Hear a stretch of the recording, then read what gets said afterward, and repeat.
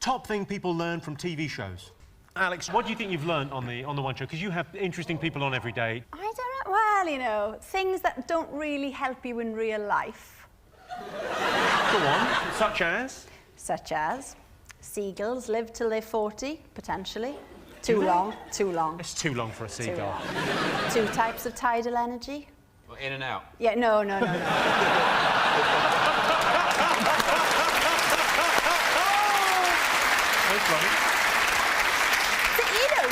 You do learn a lot, but sometimes when I'm not sure, I make things up. Do you? Only very, I mean, few and far between, Jimmy, but I can't, hand on heart, say 100% all the facts are correct. I want to go on this One Show. Do you want to have me on there or what? Danny, you're welcome. You should get Danny to do an investigation for you, because you often get people in to do reports. He'd be amazing. He's done reports before. No, I want to be the main guest. I don't want to get palmed off with a 5-minute thing. Baby steps, Danny, baby steps. We've got to build up towards that. I'd rather see them carry on with Giles Brandreth doing it, but you get to direct and write the script. Giles Brandreth having to say, now, I've come here to try on these cardigans, but she's fucking mugging me off. Miles, have you learnt anything from TV? Yeah, from television I've learned the ease with which Postman Pat can be distracted from his round has dire implications for the overall efficiency of the Royal Mail. It's a worrying trend. And he gets involved in other people's problems, doesn't he? He's nosy. He's nosy. He thinks he's been helpful, but... Stop chasing cats. Deliver my fucking letters. Busy wasn't he?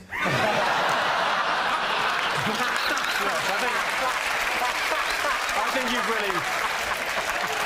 Good postman and all that, lovely little cat, but one busy Oh, cool. Sean, have you learned anything else from television? I mean, other than the recent revelations. I just can't wait to bump into an animator somewhere saying, what are you working on? He goes, this new show called Busy Joe, have you learned anything from television? The only thing I've learned is that people on X Factor who say, I know I've got the X Factor, don't tend to have the X Factor.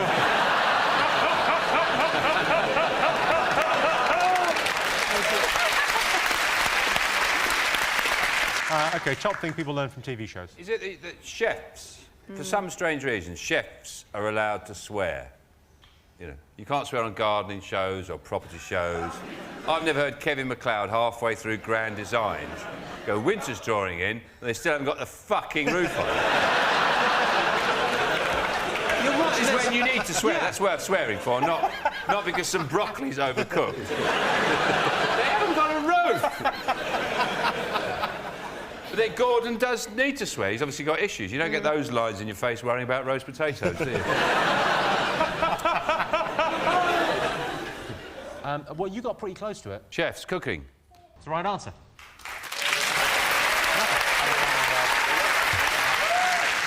Yes, the top thing people learn from TV shows are cooking tips. The best thing about my girlfriend's cooking is I know exactly what I'm going to get. Gastroenteritis. What do you like the look of? Oh, let's Yasser Arafat. Yasser Arafat there. So I can't really see the monitor very well. I just assumed he was there. Simon Cowell. The picture's Simon Cowell taking a picture of himself. OK, you've chosen the selfie there. A recent survey revealed that British people take 35 million selfies a month. So we asked our studio audience, do people take too many pictures of themselves? Yes or no? I would say no. Are you aware of how many pictures you take of yourself in the average week? Well, all girls do my age. Like, you know, when you're going out, before you go out, you take lots of pictures and stuff. I mean, if I look at Instagram, I can look at my account and there's loads of all my friends and there's loads of things and everyone's got selfies. Let's have a look at some of the pictures of you recently. Have you put on weight since that was taken? No, there's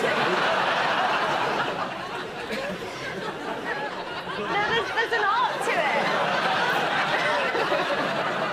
it. Do you take many pictures of yourself, Miles? I've knocked a few out. Miles, 1 in 8 people admit to taking sexy selfies. Yeah? Are you one of those? Listen, if it comes out sexy, it comes out sexy. I'm not... I just think of them as photos.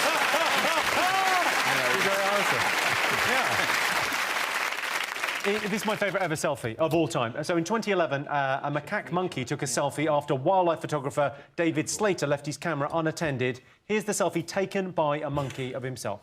Is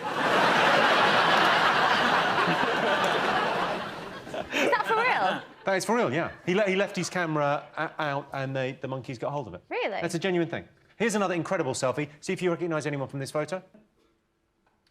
No, not really. The guy on the left is the Pope. What? Some kids took a little selfie with him, which I think is a modern thing for the Pope to do. Did it on their phone or his? Because he's got the Pope mobile, hasn't he? I keep reading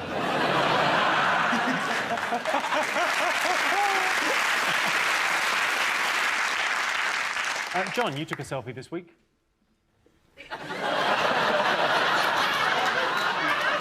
Can you talk me through what was going on there? I mean... This week... What happened? That was my New Year's party. I had a beard, and I decided that throughout the evening I would shave the beard off in instalments as a little treat for my guests. That was the penultimate stage, and they call that the monkey tail beard. And it looks like a monkey tail. Oh, yeah. We've got one of your selfies. Don't worry about that. What? We've got a selfie of you. Let's have a look. I'll tell you what. What was that for? It was for... I did, like, a documentary on weight loss. So it was to illustrate my weight loss and also the last one to send to a couple of people, you know what I mean? Was it really good? Oh, thank you. You can follow me on Instagram if you like. I already follow you. I'll follow you back. Brilliant.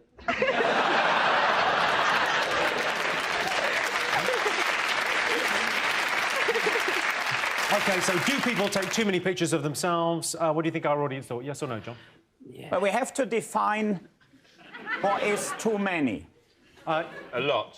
Yeah, I'm going to go yeah. Yeah. You're going yeah. OK, what are you going for? Well, too many. Well, it's a very interesting question that Henning has raised. Too many. Because too many would suggest it's actually causing a problem, that there are consequences to this, the amount of photographs that have been created.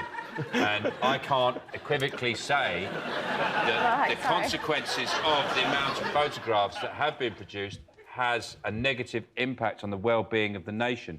So I don't think I'll feel comfortable saying, yes, too many have been taken. Does anyone want anything from the shops?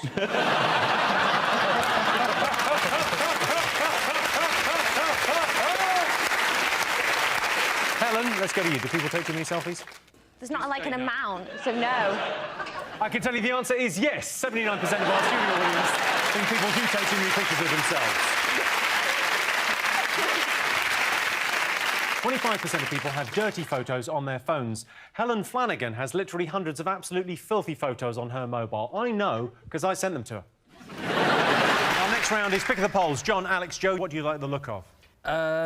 We'll have Lady Gaga. OK. Most people would rather wear something practical than look cool. True or false? What do you think? Well, it's all about looking cool for me. Like under this, I'm wearing quite expensive lingerie. It's impractical, but I feel great. Gives you the support you need. No, it doesn't. It's the opposite. It's right up my arse. But I think it is age dependent. People, you know, maybe, got to be careful here, 40? I'm 40, yeah. Downwards, go for, you know, look cool. Have you seen the two guys you're sitting with?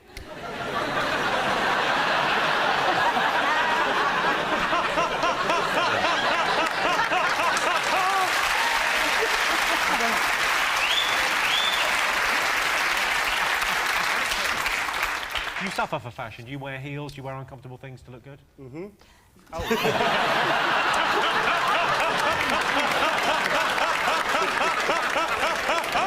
I'll have a heel, if there's heels available. If there's heels available, you have a heel. But I also like a flat Converse. I really want to say I've got a rocket in my pocket in your accent. Do it. I got a rocket in my pocket.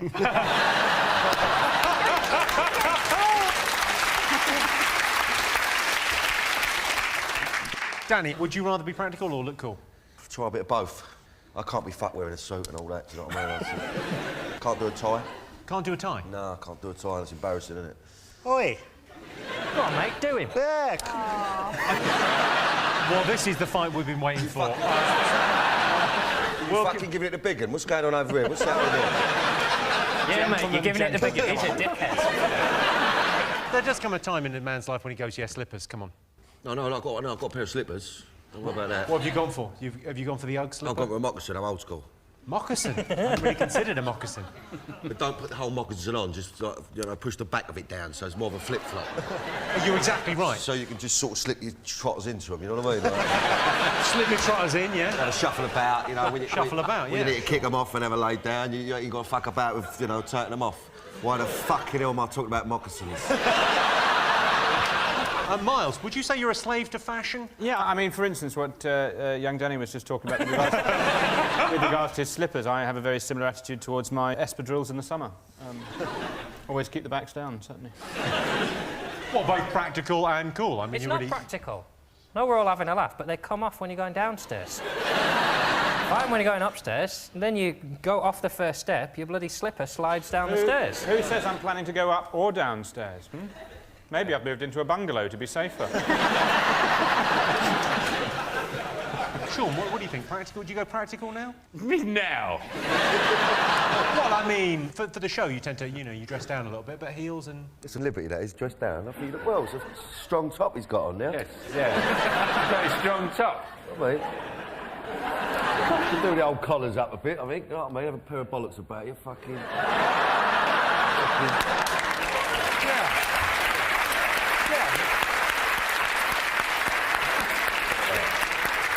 That look better. You look like you're ready for a tear-up now, you know what I mean? Like... Oh, crikey, crikey. My tailor always says it's very important to have a pair of bollocks about you. Let's get some answers on this. So what do you think? Most people would rather wear something practical than look cool. True or false? What do you True. think? You think true, you think practical is the way forward. OK, what do you think, John? False. We think false. People like to look cool. OK, well, I can tell you, the answer is true. 73% of people would rather wear something practical than look cool. Miles, do you watch X Factor? Yeah, very big fan. I mean, essentially, it's Bake Off without ovens. It's a bit sort of samey, isn't it? It's people standing and singing. Sometimes they go up and down. I sort of feel that it's ready for something else, and I would really get behind, you know, like if they had a proper brass band on or something like that. What that programme really needs is a decent trombonist. Helen, who's your favourite judge? Who do you like? Favourite judge? Favourite judge? Nobody's got a favourite judge. Oh, probably Justice Edie. Yeah. On the X Factor, who's your favourite judge on the X Factor? Yeah. I think Nicole does a really good job, and also she's amazing. Nicole Scherzinger? Yeah, she's good. Yeah. Yeah, she's definitely got something. Yeah, I like Nicole. And they brought Sharon Osbourne back, which is I know, quite surprising, from the actually. dead, by the looks of it. It's a medical miracle that they've got Why her. have they got a wind cannon just aimed at her?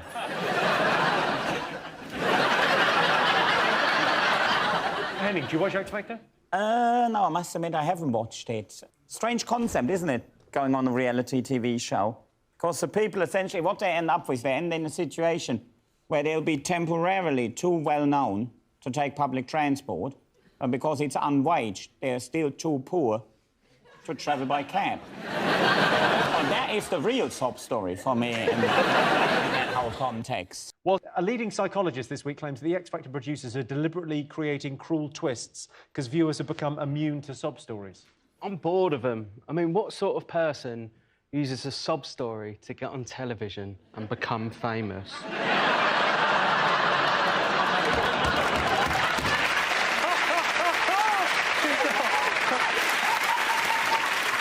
I'm not sure whether you're allowed to say, disability, it's a sob story, isn't it? It's a Paralympic legacy, mate.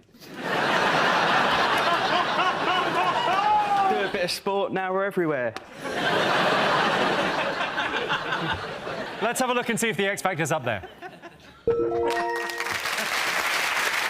Yes, the X Factor live finals have started. Lorna Simpson claims she was voted off X Factor because of a fix. Yes, Lorna, God fixed it by giving you an average voice and a shit personality. John's team, what do you think the nation have been talking about? What have you been chatting about? On Tuesday, England won the World Cup, didn't they? England! England! Hey! Who are you? Henning, so you've lived... How long have you lived in the UK? Since 2002. So I've seen them win many, many World Cups. I don't enjoy football as much as I used to, because our German side, we're rubbish these days. We have not won a major tournament for 17 years. Haven't been to a final of one for about 5 years. And been to a semi-final of one for practically 18 months, so... Can I remind you you're a guest here? Yeah, what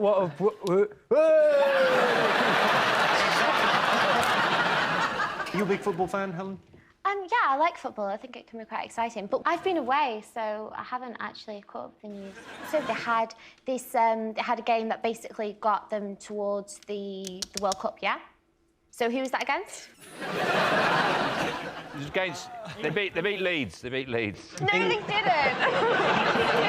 it was England played against Jossie's Giants. No. Who did England play against? England played against... Count Duculus 11.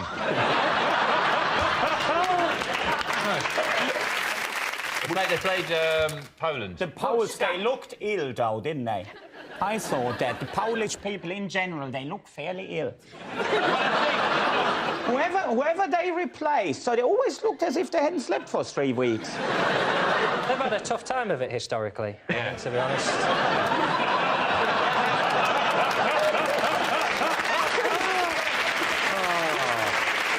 Maybe they've been watching the History Channel just before the game. Oh, Jesus. What those Germans did to us. They realised, actually, we should be playing with the English.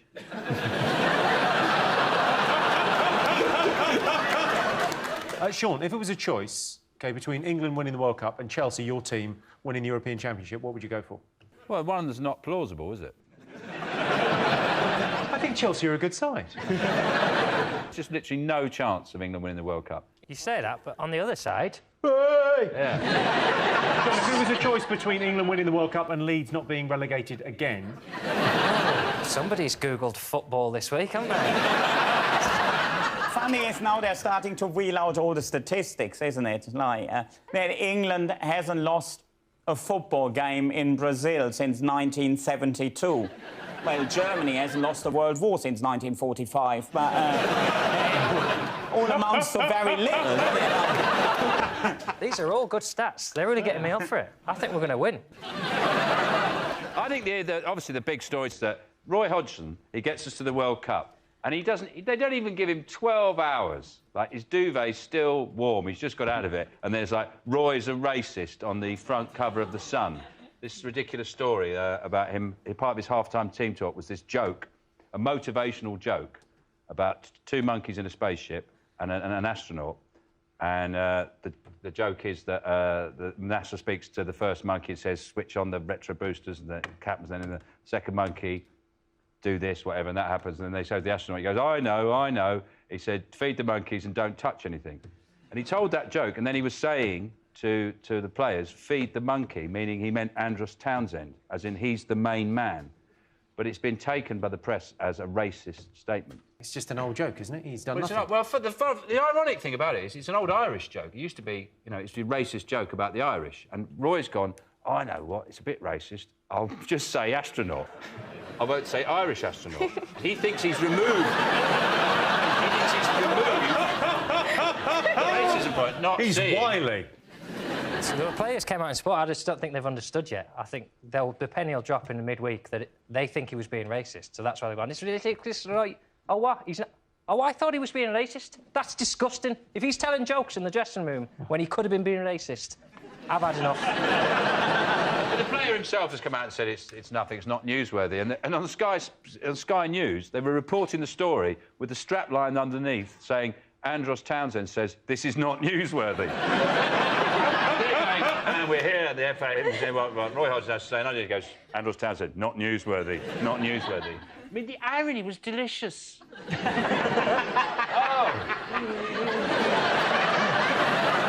I don't know an enormous amount about football, despite the fact that I've been talking so much during this section of the show. But, there's something about Hodgson. He doesn't necessarily have a great deal of sort of confidence about him. He doesn't necessarily look confident. If your boiler stopped working and you sort of rang the Yellow Pages and said, "Can someone mend the boiler?" and Roy Hodgson turned up at your door, you'd immediately think, well, he's not going to get it started, is he? Look at him. Let's have a look at him. I mean, he looks fine now, doesn't he? That fills me with confidence. That's a man saying, "I don't know what's wrong with your boiler." That's a man saying, has anyone seen my chin?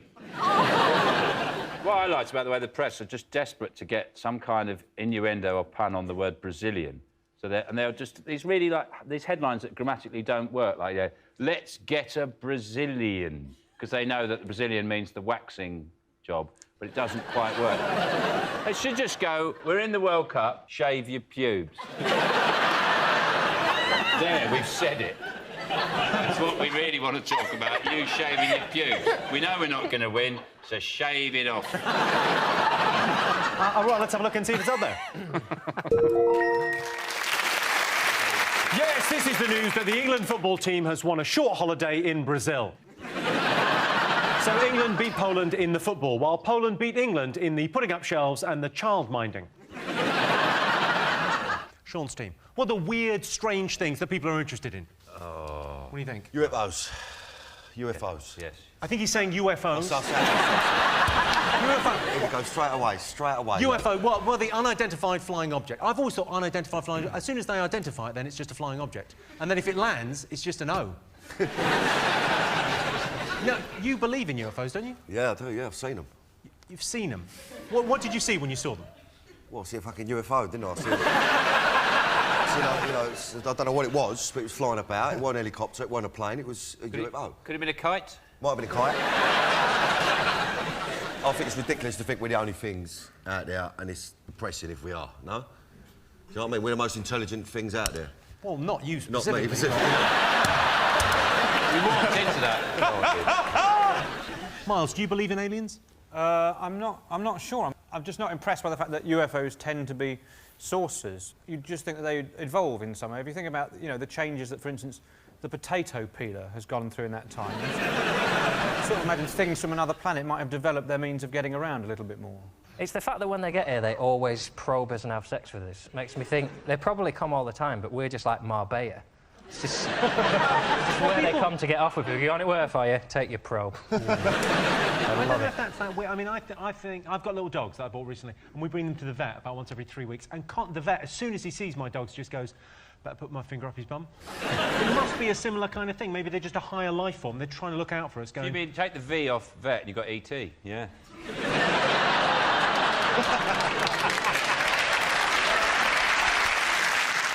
If aliens do land, I'd quite like to be the person that greets them off the spaceship. I think the chances of you being elected to that post. Well, I'd actually make a very good ambassador for the planet, actually, Jimmy. What would you say when you met the Well, alien? for a start, I'm polite. I know. I'd lay on a buffet. And my mum's got a car, so if they need driving about, happy to do it. You do have the look of someone who's been abducted. They usually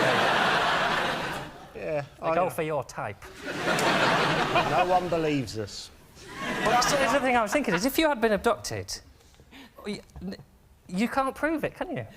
No, I can't. You can only say you've been abducted. Have you had people on the One Show about? You must have covered We UFOs. have, yeah. I mean, Olivia Newton-John swears that she's seen a UFO. Case closed. But so, hang on, no. So has Peter Andre and Katie Price. Danny, you went to America and you properly went in and saw footage of these. I went and see a geezer called Stan Romanek. Right. Who's been abducted since he was a kid. I sound like such a prick talking about this now. No, it's interesting. It's interesting stuff. Listen, and he's been abducted since he was a kid, and he showed me some mad shit. All right. What did he show you? Because I saw the documentary. He showed me an alien poking his head through a window.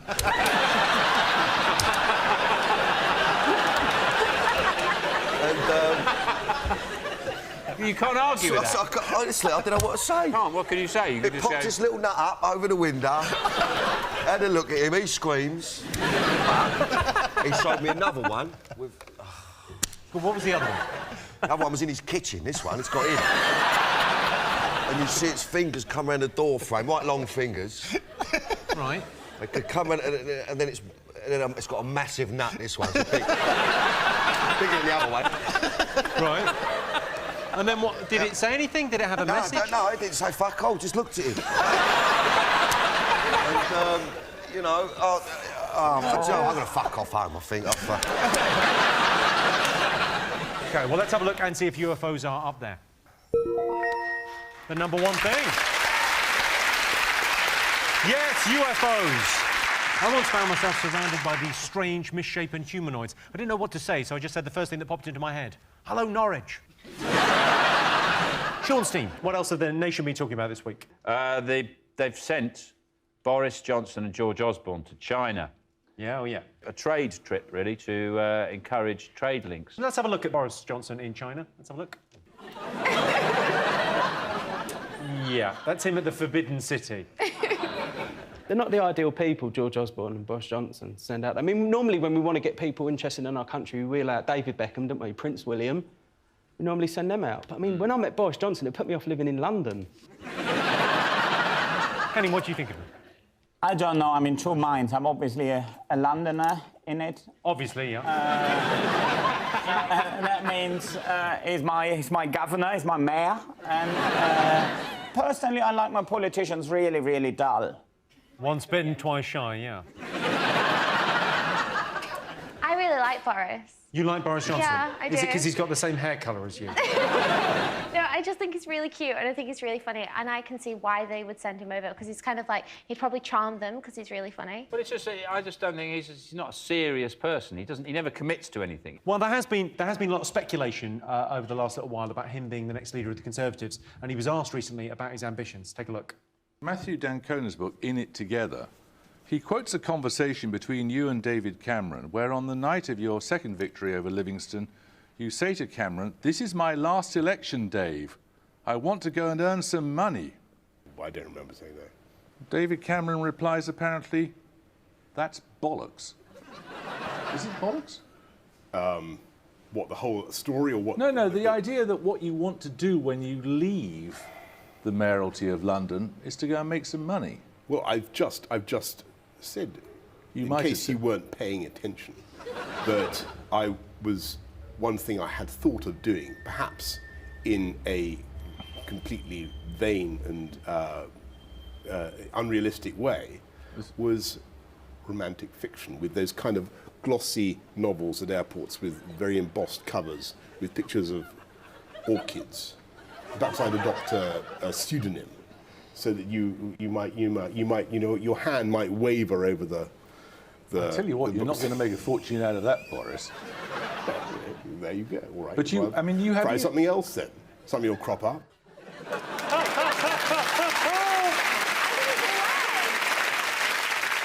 that's why he's such a good politician, because that was a genuine question about, do you care about the city you're mayor of, or do you just want to be Prime Minister? And what he said was something so stupid that nobody concentrates on what his answer is. Just go, isn't it true that you killed 100 people last week for fun? Well, yes, but one day I might set up a clown company and call myself Titty McVitty. Sending him to China on a trade mission and George Osborne is like sending Jedward to sort out Syria. The Chinese just looking at him thinking, well, why are you sending this idiot? Yeah. Man that looks like he's just come round for a general anaesthetic. Yeah.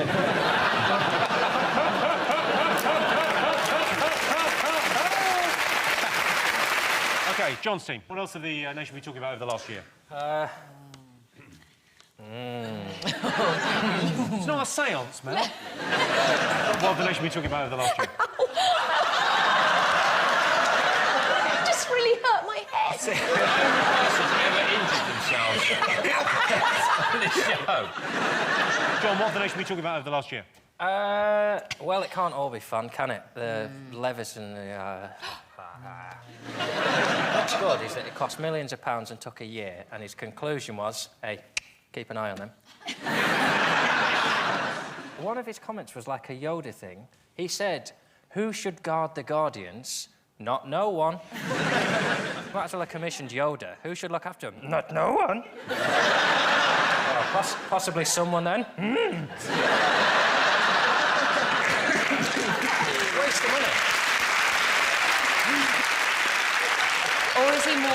Dalek.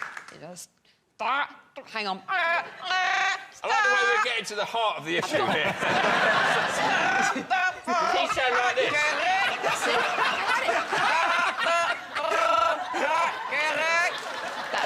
That's all right. Very good. He might as well have come out on the steps and just said, instead of having to go at the press in any way, he should have just said, celebrities, royals, behave yourselves. Yeah. And that way, he'd have said, we won't even need to report on you. And none of this would have happened.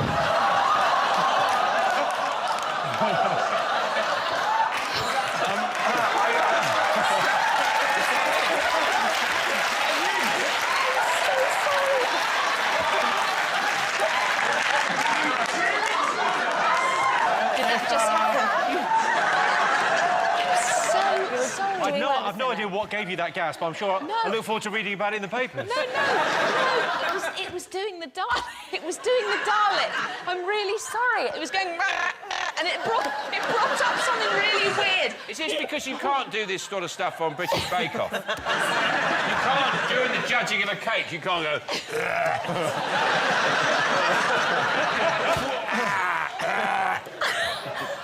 I'm so sorry. No problem at all. Can I just confirm that I will not be pulling your finger at any stage during the show, if that's OK?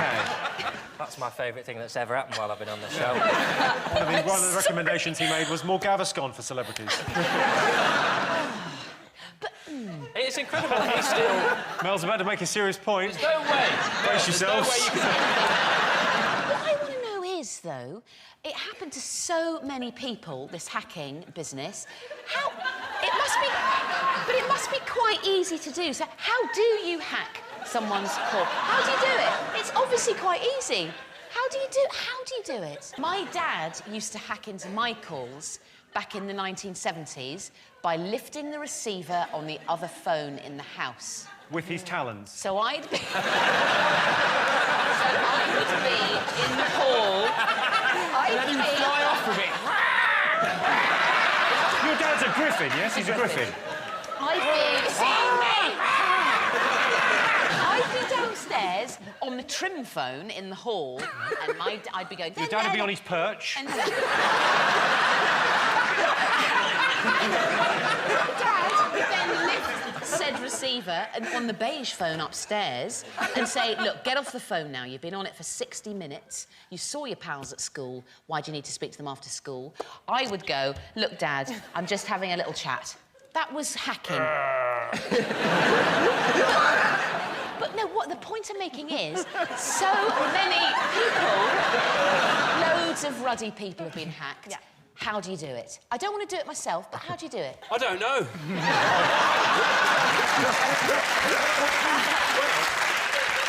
OK, John Steve, what do you like the look of? John. Cake.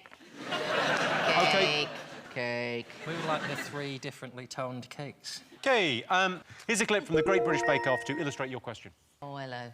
This is your strudel dough. Yeah. Made with plain flour, Made with plain flour, much easier to roll out. Hang on. Is that needed? Is that what you do? No, that's not what I've been doing. It's the speed that stretches it quicker, you see. It's decent dough. Just so what you're grabbing it and twisting it. Grab and twist, Just grab and twist and flick. Yeah, try it. Grab and twist and then slap and Right toss. over here. Hold it by the end and flick it. This is horrible. No, that looks really good so far that you can... Oh, Catherine! Oh, my God! Oh, it's so hairy. I am so sorry. Don't throw it away. It's really nice. Well, take the carpet out. Wrap it in foil and put it on the... It's got green carpet in it. I'm not serving Mary Berry green carpet.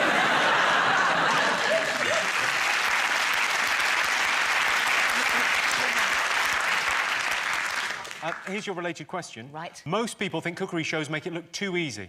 True or false? False. False, Jimmy. Move on. False. Round 3. Look, I'll tell you this, OK? In GBB03, Great British Bake Off 3, that's what we say. Quicker, just to say it, I think, if you don't. John, who did really, really well and actually won GBB03, he made the Colosseum, the Ruddy Seum, out of gingerbread. Have you tried to cook food in the real world? Yes. Let's talk it through. OK. First of all, you've got to go and buy it. Yeah. Then you've got to cut it up. Then you've got to cook it. Yeah. How is that easy?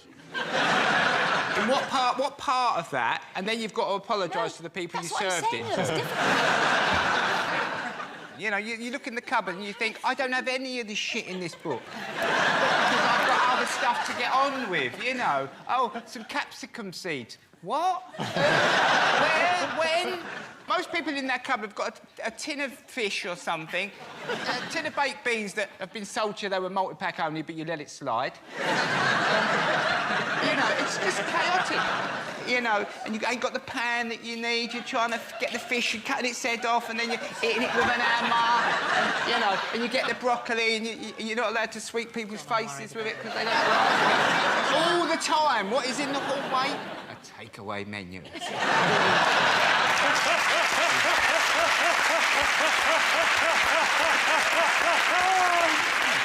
Very good. The Great British Bake Off is obviously it's an incredibly popular show, and apparently baking has become much more popular as a result of it. Yeah. I watched it all. Here's my favourite ever clip. OK. Let's be honest with you. Your name will ring forever. So, let's start with Marianne.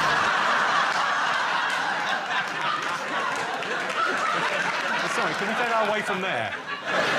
It feels a bit disconcerting. It's amazing. How? How? That squirrel is a worldwide internet sensation now. Is the it? nuts. Yeah, those nuts have been tweeted worldwide. Yeah. I wish I had a furry penis. Because whenever I felt the urge, very rarely, just sort of put my hand down there. It'd be nice if it was furry. You could just go, oh, and people say, you could do it on a train, for example. If I put my hand down my trousers on a train, people, what are you doing? You go, but if you say, no, look, it's furry. You go, oh, that's lovely, that. It's furry. And offering it to other people would be less sinister. Would you like to stroke this? It's furry. Well, John, you do cookery shows in your home. Yeah, sometimes, a little bit, on my own. That's the problem I have. I don't mind the cookery show, the cooking is fine. It's that bit at the end. What they make look easy is suddenly having loads of cool mates who turn up. Like, Jamie Oliver never finishes a flan without the doorbell going, oh, it's my mates who are in a band. We're just riding our mopeds down to the Grand Canyon where we're going to have a picnic. I can finish a meal and just go, oh, there's nobody else here to see this. What a waste of 4 hours of my pissing life that was. Nigella's even worse. She comes down in the middle of the night and goes, hey, they're all upstairs, but I'm just eating flan at 3 o'clock in the morning, but I'm still thin, even though I eat cake at midnight. But if you do that, you'll actually die, you fat bastard. Yeah. So most people think cookery shows make it look too easy. True or false? What are you going to go for, Sean? True. You're going to go true? What do you think, John? We think it's true. You think it's true? OK, I can tell you the answer is true. 72% of people think cookery shows do make it look too easy. I have to admit, I've got a knack for cooking. A knack. She's from Hungary and she's an excellent cook. Most attractive accent. I'd like to put myself up for this one. It's a bad noise to start with. Is it the mosquito accent? No, I think probably the American accent, I'd say. When I have sex, I always try to do it in an American accent, just to take the edge off this one. You do an American accent during sex? Could you give us an example of some of the things you say? I can't remember. Well, you have to... Sexiest American is a sort of, like Mel, but American. I think you actually have a very sexy, low voice. You know, when you're on the Bake Off and you're like, bakers, get baking. I'm like, oh, I'll bake you in a minute, Mel. I'll give you a soggy bottom. You do have a very low... It's like, yeah, I wouldn't be disappointed if I phoned up one of the numbers. Really? I would not be disappointed to get Mel Goodroach at the other end. I'm really pleased. No, you've got a lovely voice. What are you doing now? Tending to my hernia. Oh, it's poking right out. Sean, what do you think is the sexiest accent? It's not South African athlete. Come out of that bathroom right now.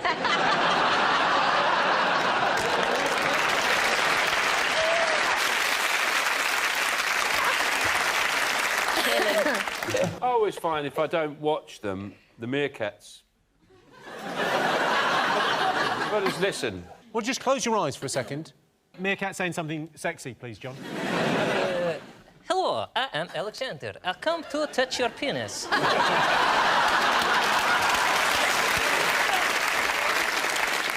What about lady meerkat with very nice low voice? Yeah. I am Svetlana Sean. Hello. That's very good. Let me creep up your trouser. The accent is not as important as what someone's saying, is it? Are you only saying that because your voice is...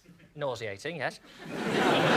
But if, like, the Birmingham accent is renowned as one of the less naturally alluring, but if it's saying, are you enjoying that sandwich? Do you mind if I give you a blowjob? I'll give you 100 quid. Tell you what, I met a taxidermist from Birmingham. He was amazing, and he said, I've got a stuffed baboon now. That's sexy as well. Is it?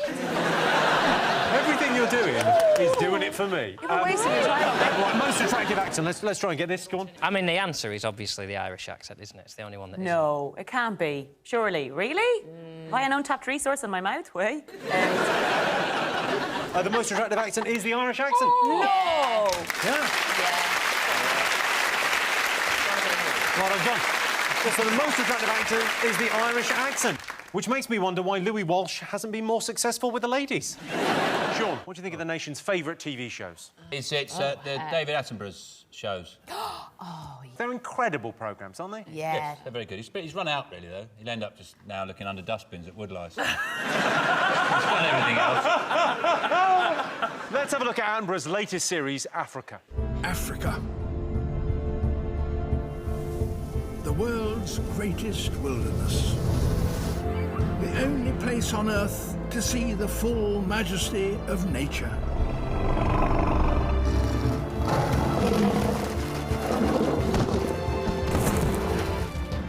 Rarely seen places and untold stories. There's nowhere in the world where wildlife puts on a greater show.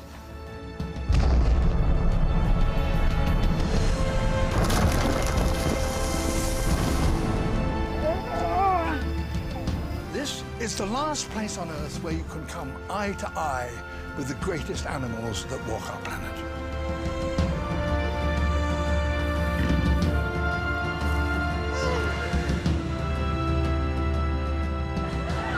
This is Africa.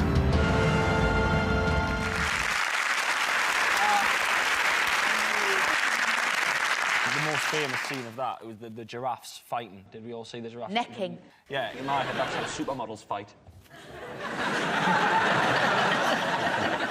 Did you see the one with the birds? I think they were called shoebill birds. Oh, God, it was awful. That was and the mum. It was like Sophie's choice. What happened? She had to. Oh. The mum had to choose. I'm actually. Go on. I'm welling up. Go on. Go on. I'm actually welling up. The shoebill mum had to. She was horrible. What did she have to choose? She had to John, choose. comforter, for God's sake! She had to choose between her two chicks. Which one to save? Which one did? Which one did she save? No? Which She one did she save? She chose the stronger one. She didn't even choose the weaker one. She's a good mum. That's what they would do, a good mum. Bad mum would go on, I'll have the weak one. She knew that the race of shoebill would continue if she went for the stronger one, rather. And also, she has no feelings. She's got a tiny brain. She's got a tiny brain and no feelings, so it doesn't matter, does it? The look in her eye, she knew what she was doing. No, she didn't. Her brain's probably about that big. No. Her eye, the weird thing about them is their eyelids, I seem to remember, flick around to the side, and she came into the camera and the eye went brrr, like that and flicked round, as if to say, I know what I'm doing. It was horrendous. Did they by any chance put some emotional swelling music underneath it to make you feel like she was making an emotional choice? Because they have to drown out the sound of Attenborough behind the camera going, Don't worry, I'll finish it off. You take the other one. It would be. I've got a genuinely. shovel here. Okay. I'll sort it out. Don't worry, you fly off. It's like sandwich spread by the time he's finished. And they're going, David, stop now! Let's have a look and see if it's up there. Yay! What do you think the nation should be talking about over the last year? Well, who could forget the wonderful weekend when the economy contracted by £6 billion? Or the Diamond Jubilee, as it was called. Oh, I had a good look at an old woman. She didn't smile once. I quite enjoyed the Jubilee. This is what you had to be careful with, you know, because you started talking to people reasonably and saying, have you all seen this shit on the TV? And, like, what sort of idiot goes to watch a flotilla? And they sort of go, we were there, actually. we got there 2 days earlier. We camped out. And you have to backtrack and go, it's not for everybody. Did you enjoy it? Because I tell you who didn't really get into it. I tell you who was about as big a fan as John is. It was Eamon Holmes. Have a look at his coverage of the flotilla.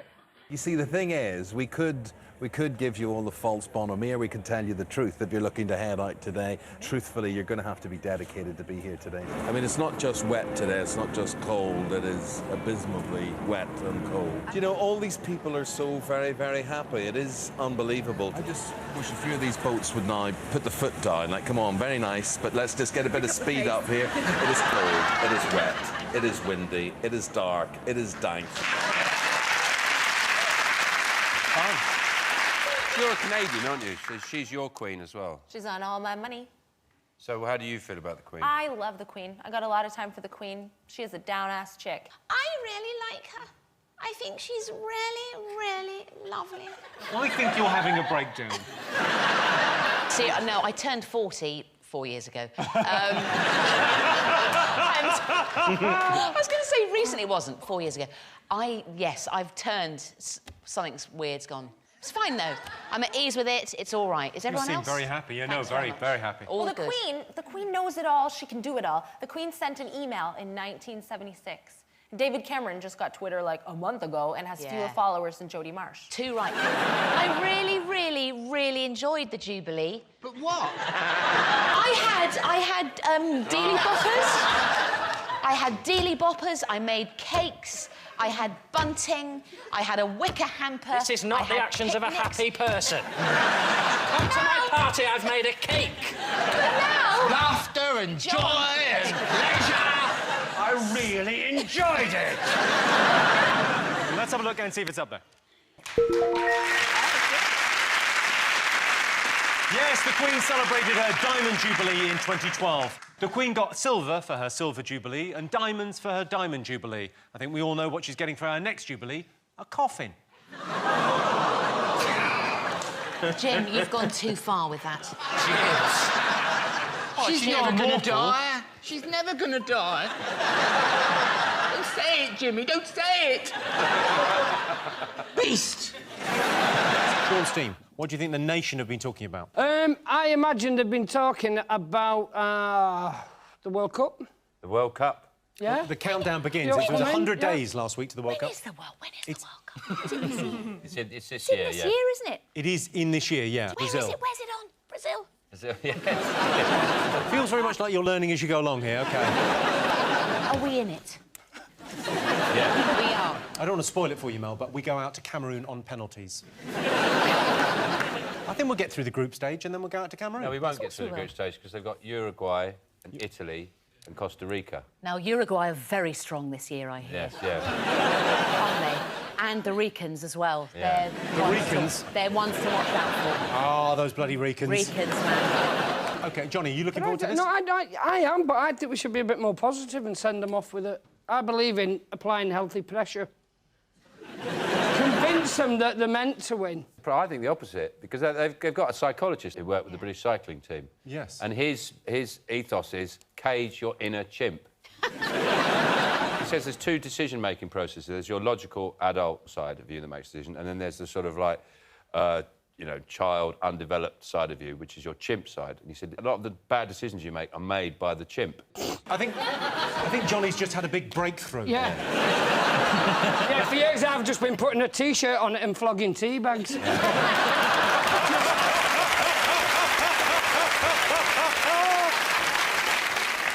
but the point is So they're that getting there's a this psychiatrist. side of you that is a chimp that he wants to explain to footballers that you've got to find a way of dealing with that side of yourself before you go onto the pitch, so you make rational decisions. The biggest problem he's got is getting England players to understand a metaphor. I imagine him saying to Rooney, no, for the third time, there isn't a real chimp. There's no... It's an idea of a chimp. It is mad, though, the idea of like the footballers getting a psychologist in the first place. I've never watched a game of football and thought to myself, do you know what? Those footballers are overthinking this. They're really... There's too much thought got into what they're doing, I'll be honest. Now, John, you went to the Denmark friendly last week. How was that? Yeah, well, you probably saw I got up to some mischief, but he streaked, didn't I? They didn't show it on telly because you couldn't pick it up, but if we really want to win the World Cup, we just need to employ Alan Pardew to knot every other player in the tournament. And that'll be the end of it. I'm laughing. I don't know who Alan Pardew is. I was literally laughing, going, yeah, Alan Pardew. He plays on the wing for Costa Rica. He's the guy who headbutted an Irish man, but he said that he was just pushing him away with his head, which, I mean, is fine as an excuse if you're a horse, but... I'll be honest.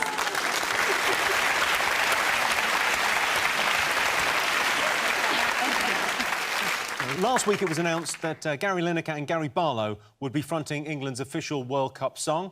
Let's hope it's as good as the 1988 England squad smash hit. Take a look.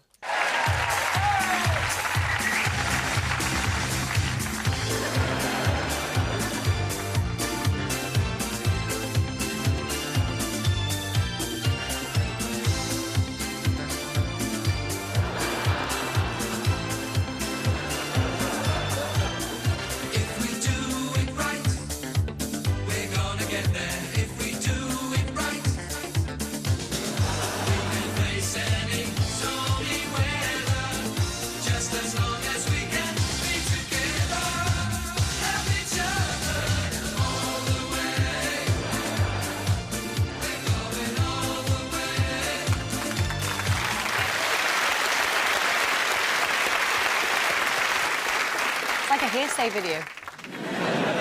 Kim, your moves were better than that, my love, on Hearsay. Not much. Really.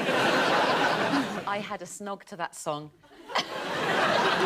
In a disco. Just a snog to a song called All the Way. He must have been...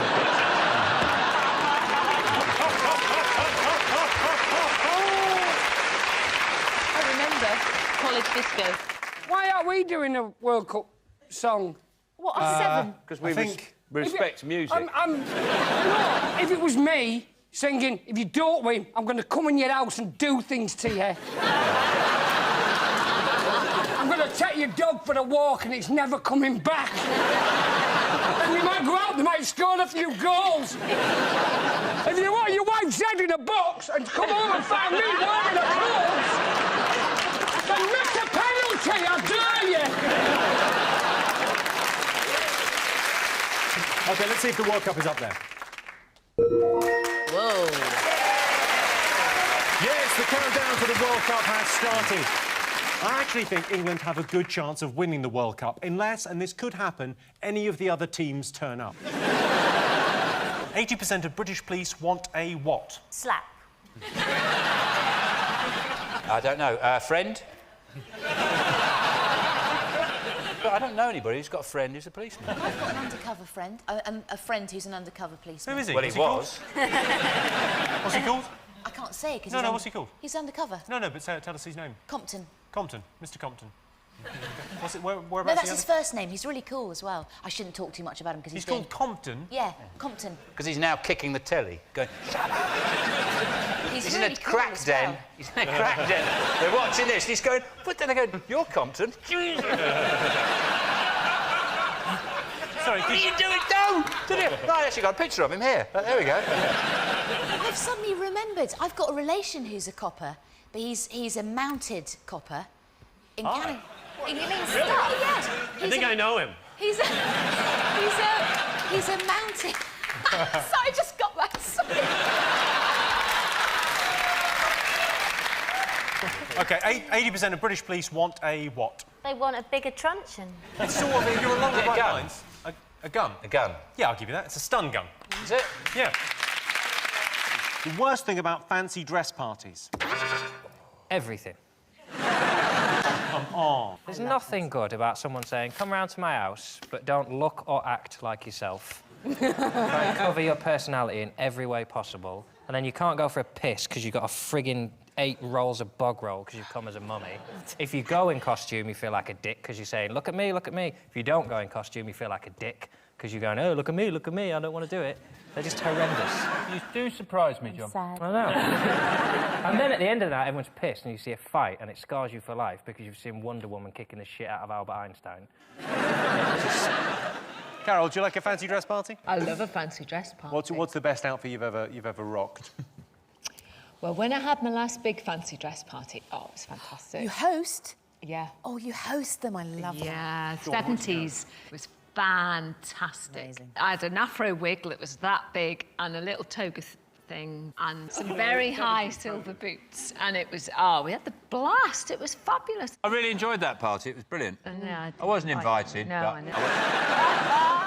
Do you like a fancy dress? Best outfit ever. I went as Caiaphas, who's the high priest in the Bible, who got Judas to betray Jesus. Caiaphas, the high priest. Yeah. Sometimes goes Caiaphas. And my husband went as Annas. So we were the 2 high priests. Your husband went as Annas? Yep. It was a Jesus Christ Superstar-themed fancy dress party. We drove across London as Caiaphas and Annas. In character? Did you...? Totally in character. Always in character. What were we in? Chariot? No, black tights, skin tight, both of us. I spent a lot of time on this, egg boxes fashioned into jewels to go as a sort of tabard in the middle of our bare stomachs. Fab. Then a black cloak and a huge onion-domed hat. Both of us had them, full stubble, and we sang Jesus Christ Superstar as we went across London. Yeah. Marvellous. It was amazing. What did you do about Jesus of Nazareth? Miracle wonder man, hero of fools. No riot, no army, no fighting, no slogan. One thing I'll say for him, Jesus is cool. We did that all across London.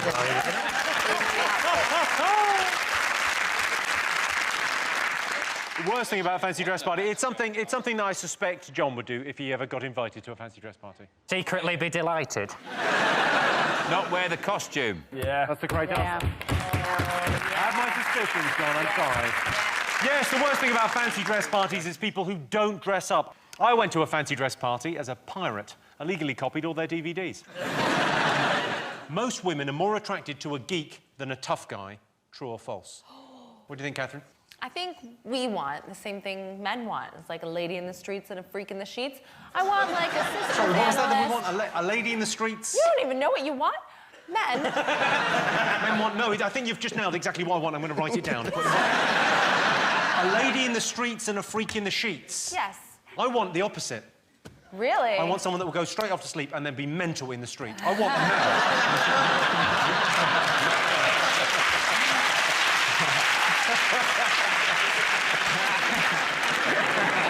You're right, because men sort of want a woman who can cook and clean and look after the children.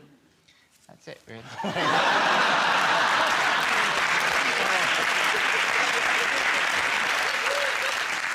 Read the question, it's tough, guy. And here's why I think, right? Because if you are nice all the time, then the lady will notice when you are not nice. So if you bring a lady flowers every day and then one day you forget, she'll be like, where's my friggin' flowers? Yeah. If you're an arsehole, then all you've got to do is not be an arsehole for a day. And she's like, oh, Steve's really trying. I don't think he's stolen from my purse this week. Every now and then I forget to tape Downton Abbey for my wife, just to let her know who's in charge.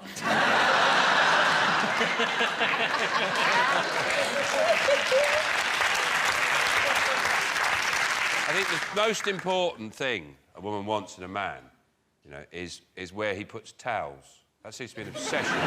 So you guys know about the towel thing. But I don't understand it. I don't understand why that's a particular... Every single woman I know, every single relationship I know about, that's an issue. Why a towel can cause so much pain and misery. It's a sign. Oh, now I've become the woman in this relationship. What do you mean It's now? not about the towel, Sean. The towel represents. Do you know what it says to me, Sean? You've got out of the shower and you thought, yeah, I'll let John get that towel. What are you doing in my bathroom? Picking your towels up, that's what I'm doing, young man. But no, the towel is just it's a very visible, wet, stinking gesture that says, don't care where that goes. John, I'm not talking about leaving towels. No, I'm at a totally different level. I'm there, they're not in the right place. You just hang them up somewhere, but like a door. Just hang it over a door, like that. Like a little flag, like a symbol. I'm not... Sean's in that room, probably. Oh, he's been in there recently. I've made it. It's worse, though, hanging it on a door, because that says, I understand the process of hanging this up. I just choose to put it somewhere it's going to piss you off. Let's get back to tough guys versus geeks. Let's take a look at an example of a tough guy, an example of a geek. OK, so we've got there Jason Statham, tough guy, and Brian Cox, who's kind of the geek's geek. Oh, gimme Cox, definitely. Yeah, but say...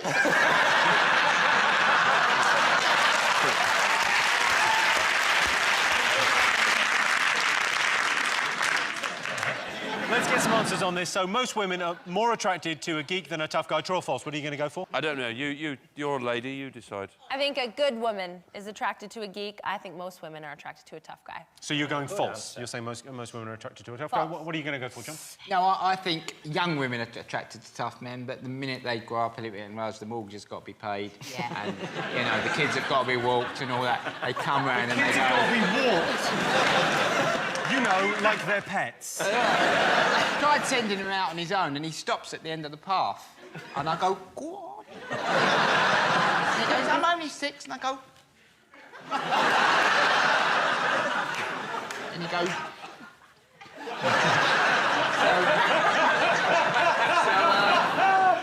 I would say that most women go for the geeky guy eventually. I think you're right, Mickey. John, what do you think? I don't care what you think, because I'm a tough guy.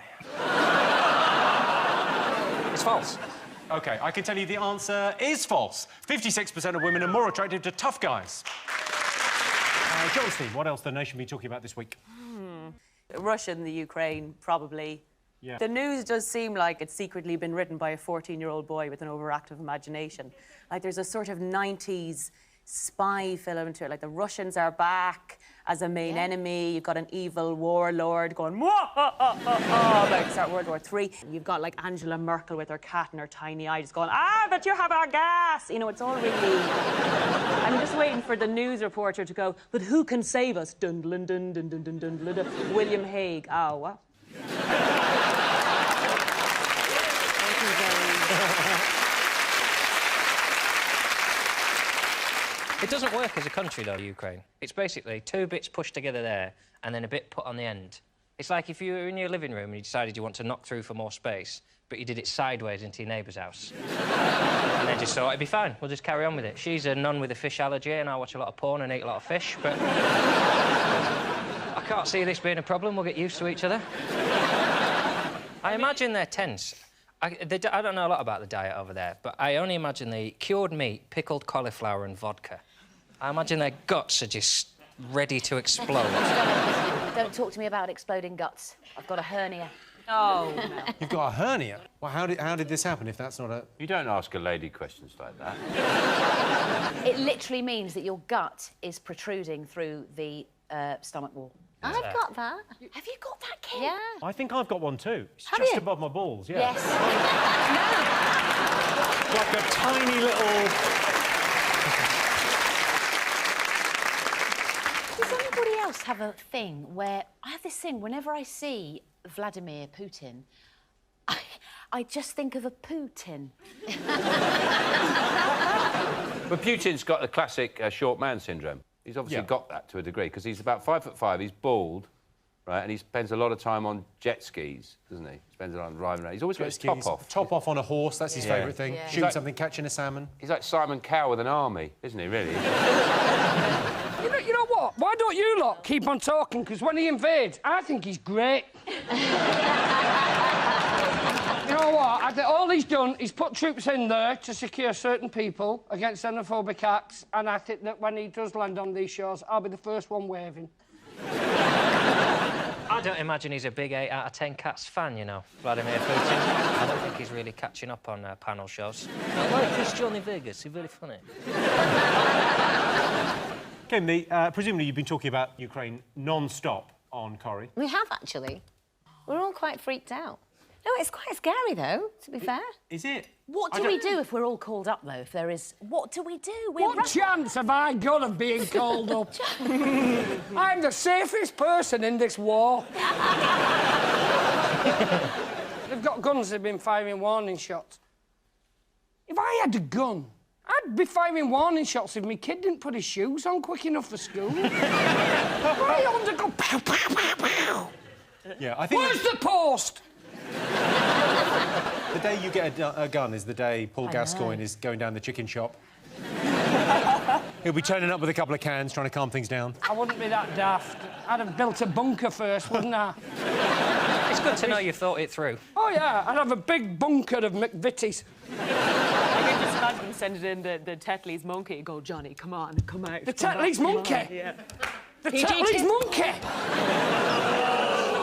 Johnny, I'm so sorry. I don't know what was going on. through my Come over brain. here. You don't adopt our culture.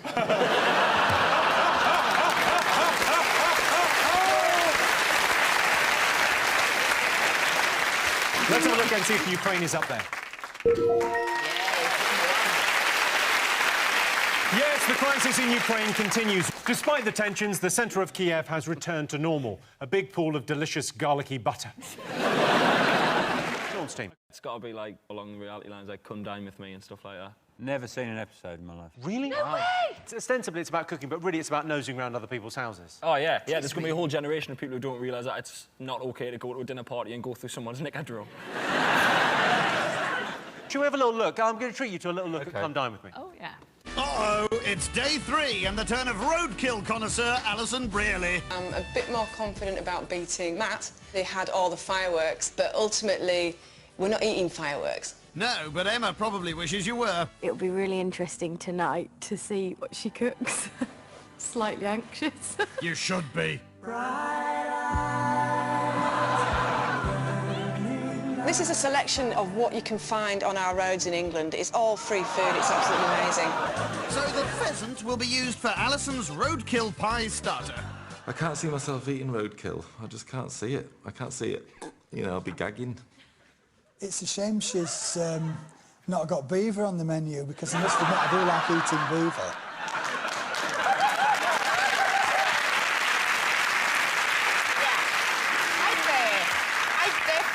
Definitely second that. Beaver should be on the menu at any dinner party. I imagine looking at that man, it's a delicacy for him. It's a I don't imagine he's getting it 3 times a day, put it that way. It's not the worst thing I've seen on Come Dine With Me. Do you want to hear some of the incredible recipes people have presented to their guests? Yes. OK. Sausage trifle. Oh, trifle consisting of sponge, custard and sausages. Oh. Sausage trifle sounds like something that would happen in a gay sauna. Was the sausage trifle, was that Peter Stringfellow's? No, he did it. Peter Stringfellow went on Come Dine With Me. He made olive oil ice cream. So he added olive oil to vanilla ice cream and served it with pepper tuna. Oh. You know, like people don't. I've lived in my flat now for 9 years and no one has ever come round for dinner. It's because I've got 3 cats and I let them lie on the table and I feed them with my mouth like Lady and the Tramp. And essentially I'm French kissing a cat, and apparently some people don't enjoy that while they're eating. So Come Dine With Me, to me, it's like, it's fiction. To me, I watch and I say, oh, that's what normal people without cats do. But when you feed them, Susan, do you... Deep fry it first? Do you... no, do you regurgitate the food that you've already had? I'm regurgitating my food just listening to it. Like a mother bird. I'm not like a bird because they're carnivores and it helps their teeth. So you just take a little bit of steak in your mouth and you just go, come on, Pickle. And then she takes out and you go, thank you, Pickle. And then you take a bit and then you give the cat a bit and then you take a bit. What the fuck is wrong with that? How do you feed them soup? Well, I can tell you Come Dine With Me isn't in the top 3. It actually came 4th. One thing still to get, fingers on buzzers. Doctor Who. Doctor People Who. love Doctor Who, don't they? Yeah, I love I've never seen it, but people love it. Doctor Who is basically James Bond for people who don't drink or like cake.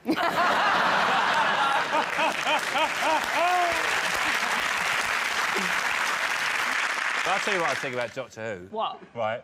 Well, the TARDIS is a police phone box. Now, it was created in an era where they were everywhere. They're quite unusual now. They really stand out. If he wanted, that was on every street corner. If he wants to travel around in something that's on every street corner, really, the TARDIS should be a branch of Chicken Cottage. That's a very good point. You never look twice at a chicken cottage. You wouldn't notice it. The police phone box, you go, what the hell's that? And you go, what's going on in there? You couldn't leave it for a second. People go, what is this thing? You know, there's other inconsistencies in Doctor Who, I must admit. That is the main one. What annoys me about Doctor Who is all the stuff in it is basically they've just come up with a gizmo to get round plots that they couldn't get out of. So, like, all the sonic screwdrivers, just so they get to the end of the episode and they go, oh, how does he get out of that? Oh, the thing works and it has a button that... It's crap. Vera Drake wouldn't end with them going, oh, the police have come. Oh, yeah, but she can fly, so she just gets away. When you're really into the emotion of something, it needs to be reality, doesn't it? It is real. And the sonic screwdriver, I bought one for Christmas last year. That wasn't a sonic screwdriver, and you know it. I used to be scared of... I used to hide behind the sofa watching Doctor Who in the 70s, and I realise now it should have been Jim Will Fix It. Do you remember the... I can't remember what her name was. She was a massive... Oh, I know the one, yeah. She was a massive... It's bad when a sentence starts, do you remember that? I don't remember that. She was a massive spider. She was one of the baddies, and she attached herself onto your back, thus rendering your legs and feet stuck to the ground. Do you remember her? And then you went, buddy ominum, buddy ominum. Do you remember that? Was it in Doctor Who or a bad dream you had? The Daleks are in Doctor Who, aren't they? The Daleks. Yes. We love the Daleks. Devoid of all emotion, except hate. They're like Piers Morgan on wheels. I mean, there was a flaw with the Daleks the first time around. What was the flaw? The flaw basically was that they couldn't climb stairs. So if you lived in anything with a first or second story, they could just get away. Exterminate Of course, you. yeah, but if they come back now, because of the wheelchair access we put in, we're all in trouble. True. Chris, do you watch it? Do you watch Doctor Who? I tried. It was one of the things I remember at one point everyone was like, oh, it's amazing. I think it was the first time it sort of came back and got a big kind of... Yeah, Christopher Eccleston was like a big deal. Yeah, and it was like, well, that was... I remember the Christopher Eccleston thing. I remember the advert where they showed the Dalek floating up the stairs. Oh, yeah. But I tried. I really tried to watch it and I was so disappointed. Elevate! Elevate! No, but that's what they... That was the trick. But they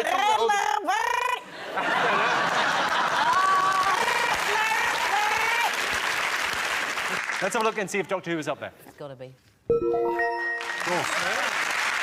Yes, Doctor Who is third on our list of favourite shows.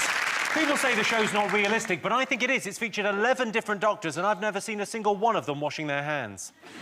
Would they like to be reincarnated, yes or no? I'd like to come back as a bloke. Oh, no. Really? Yeah.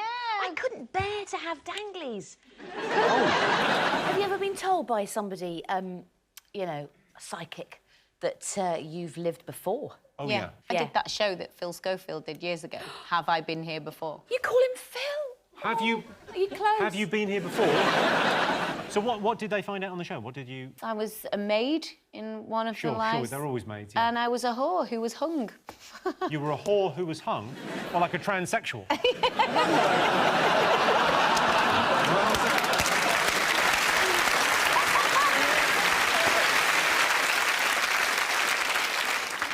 John, what would you come back as? I wouldn't want to be another person, because I'd be worried about failing my driving test. How many times did you fail it in this life? I didn't, but I got really lucky. And I just think you don't get that sort of luck twice. That three-point turn was a disgrace. I'm riding that luck out. But I Googled who died on the day I was born. Wow, what a tragic birthday you had. I mean, I've had some birthdays that didn't work out, but I never went, I wonder who died on this day. There was an American guy who was a librarian who came to England to give a speech and had a heart attack. So I think I'm a dead American librarian. I'm coming back as a cornetto. But the flavour that your kid doesn't want, so you've took the lid off and you just leave it in a bin. It takes a good 40 minutes to melt because it's not even proper summer yet. Who would you like to come back as, Mel? And don't say Johnny Vegas, because it's a bad idea. I'd like to come back as somebody really rock and roll. Somebody who really says dangerous things. I want danger. I want drain pipes, drain pipe jeans, and mean things. You can do all that. You can go to the shopping. All you need to do is go shopping. Have a crack at it now. Say something mean and... Something really mean, Yeah. like, whoa, yeah, bitches. And bastards. Whoa, steady on. Yeah? Steady on now. That's what I want to be, though. He's sexually aggressive towards Jimmy. Oh, no, I can't... Oh, hello. So that was your sexual aggressiveness. Oh, hello. You look mighty fine tonight, Jimmy. I've never been so aroused. Really?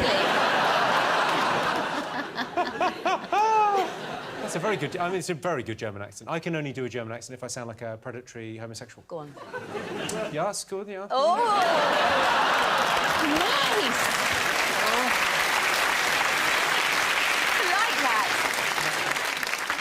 OK, let's get some answers on this. So, our studio audience, we asked them, would you like to be reincarnated, yes or no? What do you think, Sean? Yes. Yeah, OK, what do you think, John? Yeah. Yes. Yeah. You go, yes. OK, I can tell you the answer is yes. 88% of our studio audience would like to be reincarnated. Would you like to win this evening, Jack?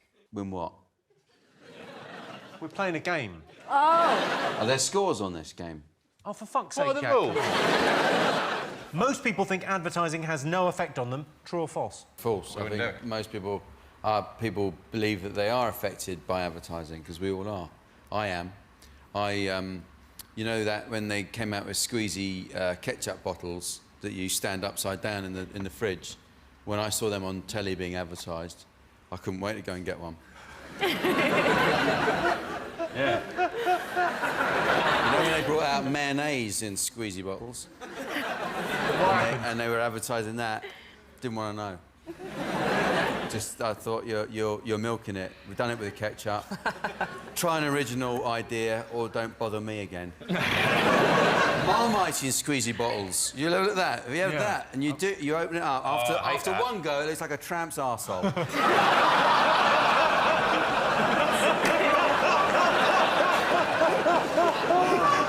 Oh, I'm not even going to ask how you know. Jack, what do you make of Ed Miliband's father being slagged off in the Daily Mail? I think it's like a lot of people. I think it's pretty awful. Ed's dad is a lot in common with my dad, because Ralph Miliband fled Belgium to escape the Nazis. Right. My dad fled Belgium to escape Belgium. He was there, he wasn't enjoying it, so he had to... he got on one of the last boats out. He was one of the lucky ones. But, no, it's true. Everyone... Stop staring at me. Don't... I suppose until you've been to Belgium, you don't realise how much you do love this country. Vinnie Jones is one of the few people who's Vinnie Jones left the country. He lives in America now. Don't turn your back on me. Just be normal. Just be a normal human for a change. Look up there. Is everyone happy with that? But if you were... That just seems rude. Sean was staring at me. I felt like a bit of fresh meat in a prison, and he's an old-timer. Weighing me up. Jamelia, if someone slagged off your dad... I didn't even... Well, Is this your personal space? Am I invading it? Is that what it is? It's weird, Sean. I don't know. if someone slagged off my dad, I don't care, because he's a knob. So, Can I just say Sean is now taking the piss? No, I'm not. No, I just thought, while Jamelia's talking, I'll look at Jack. No. Jack's talking, I'll look at Jamelia. Where do I look? It's Can someone get me a behaviour. book or something to look at? See the way John is over there? Just perfect. Yeah. Perfect, look at Just be that. a bit more like me, mate. Totally relaxed. I'm annoyed that we didn't get to slag Vinnie Jones off because Well, really Vinnie is a prick, Jones, and I yeah, think he's we another should great make that point. academic, of course, who's left the country. Why did he leave the country then? Because he says he doesn't like Britain anymore. It's not what it used to be. He's gone to live in America. But his argument about Britain was that he said if you landed me at Heathrow now in a blindfold, I took it off, I wouldn't know which country I was in. If you landed in Vinnie Jones's kitchen and had a blindfold on and took it off, you wouldn't know which country you're in, because he's still eating English food, probably in an English house. I bet he's got football tops on his wall. I bet he's still got Sky Sports. And you can say what you like, because if he finds out about it, it's because he's watching this show, so he's watching English TV, so he's a fucking dick.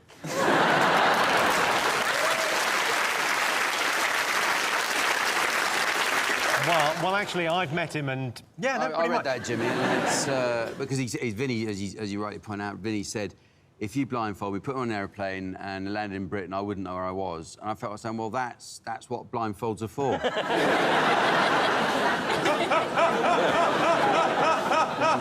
That means it's worked, Vinny. Yeah. If you had an embarrassing medical condition, would you rather talk to a friend or a doctor?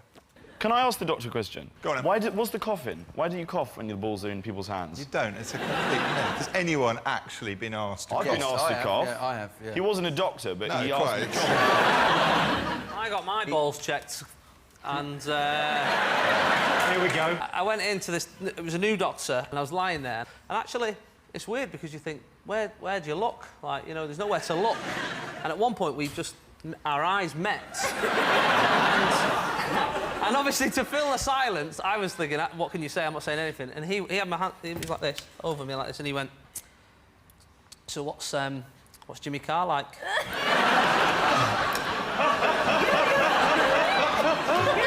He's nice guy. How do you stop yourself from giggling as well? It's things stuck in funny places that make me giggle. Those are the best. I actually really had a chap come into A&E, very, very sheepish-looking guy, just saying, I've had a bit of an accident, something's gone up.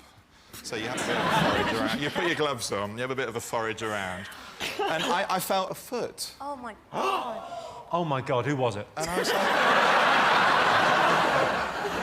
It was a little hard foot, and you kind of pull, and he goes, oh, OK, take him to theatre. You did it on stage. Examination under anaesthetic. Dilate him up, hand up, you know. And it was Action Man. Fully clothed Action Man. Was he in his scuba kit? Some poor soul is probably watching this at home going, I can't believe you told the Action Man story. It is an amazing thing with your show, the idea that people have got an embarrassing problem and they just go, yeah, I'm embarrassed, I've never shown my friends, I've waited 10 years to tell anyone about this. I don't mind the cameras being here, don't worry about that. Have a look at it. Look how much time you spent talking about revolting things. Is it a surprise?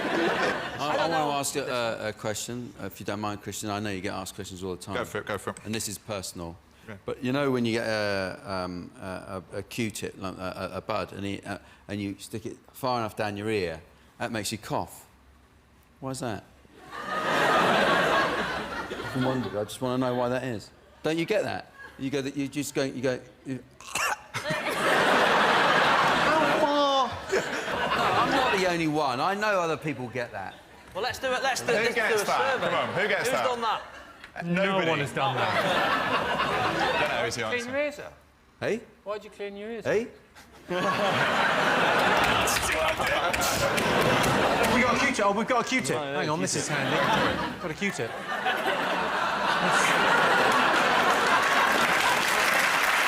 Gone well. All right, you watch this. That hasn't worked. I can't understand, Jack, why you couldn't fake a cough at this point. Yeah, come on, please. Because I can, even with an imaginary one, I can go, oh, yeah, it's worked. No, it hasn't worked. I'm nervous. I'm a nervous performer.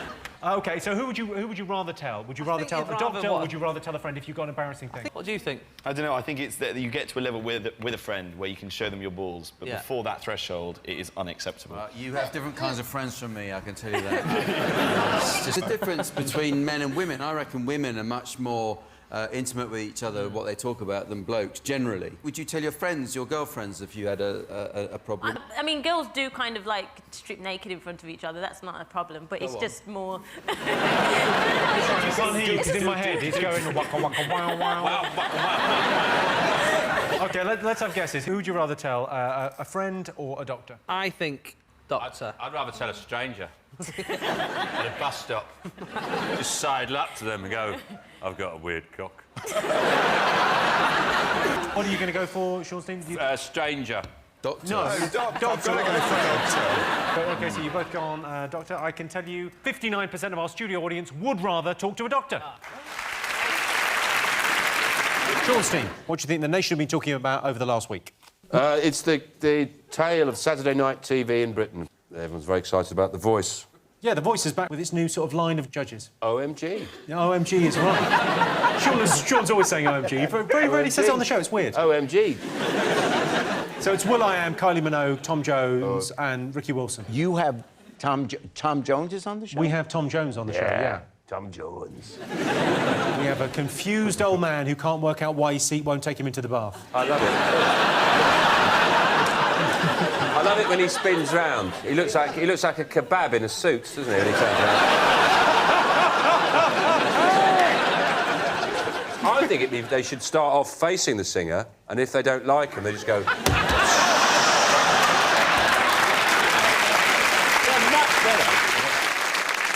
Have you ever watched it in a swivel chair? It can make it marginally more interesting if you start with your back to the telly in a swivel chair, and if you like what you hear, you turn round. I've got a team of 12. I'm a bit excited. It's made it more interesting for me. Kylie's apparently she's put on lots of viewers. I think 1 million people extra are watching just for the Kylie, yeah. But it's interesting watching because she's 45 now. She looks very well. I was thinking the only thing. Well, but no. No, not Go fair. on, say the thing that's obviously terrible. Well, that chair moves more than her face, doesn't it?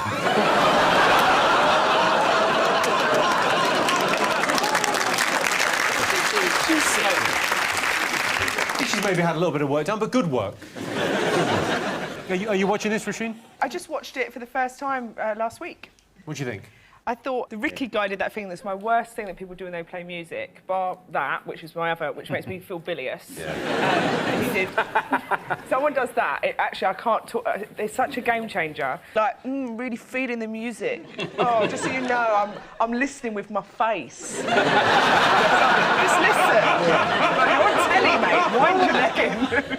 Elliot, so if you were on the show, which of those judges would you go with as your mentor? I think you'd go with Tom for a laugh, wouldn't you? For a laugh? Like, you'd probably nod off whilst he's, like, lecturing you, you know what I mean? Today, maybe we should do a... What was that, Tom? Yeah, I love the fact... I like the Welsh. The Welsh love sticking up for other Welsh people, but him especially. When he's turned round, he's just waiting. He doesn't care what their name is or what they look. He's like, oh, they're Welsh. And when they're like, by the way, I'm from Wales, he's like, oh, brilliant, yeah. It's ironic that it's all about the voice and not the image and everything, because it's much more fun if you watch it on mute, because Tom Jones is slowly turning into Morgan Freeman. It's much more fun if you wait till he turns around, mute it, and do a Morgan Freeman voice. I very much enjoyed your performance here today. When they've all got their backs turned and the person's walking on, they're listening more carefully at that point than any other point to just see how heavy the footsteps sound. So if someone sounds like... come on, there's no way no one's going to turn around for them. Yeah. So they want to hear a little delicate. And think, OK, I might as well turn around for this. They should put some gravel. They should have gravel. And you just hear crunch, crunch, crunch, crunch, crunch. It sounds like a deer. I'd hop. I'd hop. Yeah. Really throw 'em. Or just one step. Crunch. Sean, Claudia, Jack, what have the nation been talking about? Anything? What's happened to you? The horse sandwiches. Oh, the horse sandwiches. They've been talking about horse. The horse sandwiches is a really nice way of putting it. I'd love a horse sandwich. Who doesn't? Yeah, but it was the burgers, and they got tested, and it's full of horse and badger. Don't know if there was badger in it, but there was definitely... And it happened in Ireland, didn't they? They tested the burgers, and they said this 30% horse was one of the burgers. Good. Have you eaten horse? Yeah, I've eaten horse, yeah. What? I've eaten horse. Where did you eat horse? Where do I eat horse? In a horse restaurant. horse salad. I like it in a salad, just a big lump of horse on the top. I like salad niçoise, where you have a piece of tuna. I just have salad, a big lump of horse on the top. You said that the people who kind of made the horse burgers said it was a mistake. It can't be a mistake. How do you unless they've mistaken a horse for a cow? I think it's a bit more like, you know when you get dolphin in tuna? Oh, we're back to tuna again. Yeah, and you know when you catch your cows, you go out into the field with a big net to catch a load of cows. Sometimes you might get occasionally, you'll get a couple of horses. Yeah. So that's why if you buy a burger, you should always get a horse-friendly burger. Yeah. So you throw the net over and you drag them all off to the squashing plant. They just squash them flat. In fairness, what has happened, right? I mean, OK, some of the burgers were 29% horse, and that is a lot of horse in a burger. If you're expecting it to be a burger, you could eat a horse and cart, and it wouldn't be 29% horse. In fact, though, some of them are only like 0.01%, and they said it wasn't necessarily horse meat. It wasn't like strands of horse that you pull out between your teeth. It was horse DNA. And that could be anything. And I'll stop you there, Jimmy.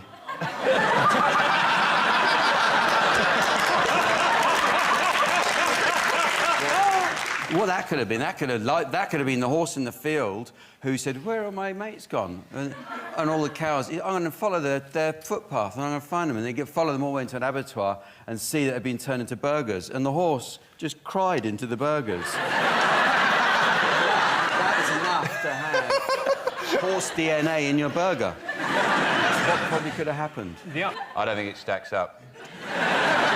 Horse is the very best thing to have in your burger. I mean, the shit that goes into, like, 8 burgers for 30... Like, the prices at Aldi and Lidl, I wouldn't be surprised if there was horse meat in their bananas. Well, now you're saying... Just Phil shit. There's 3% jockey in those Tesco burgers. Just fucking grinding stuff in.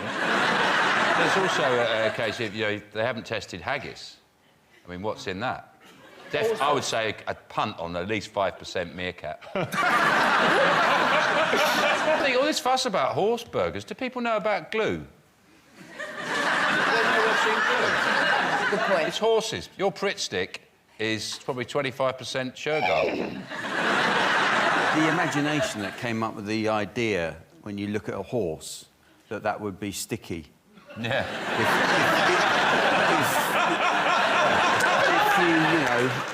If you do the right things to it, and why just horses? People look at cows and it's not going to work the same way. Yeah. Horse. It's a similar one with lobsters, actually. You imagine the person who first dredged up probably the scariest looking animal on the earth from the bottom of the sea and went, you know what? Let's boil that alive and have it for a starter. Be delicious. Most people think they're fun to be around. True or false? You can tell you're fun to be around by the company you keep. If you would think you're fun to be around, you like to be around fun people. In truth, I'm never happier than when it's just me and a really old dog. I sit there for a day by a river with an old dog. Guys? I agree.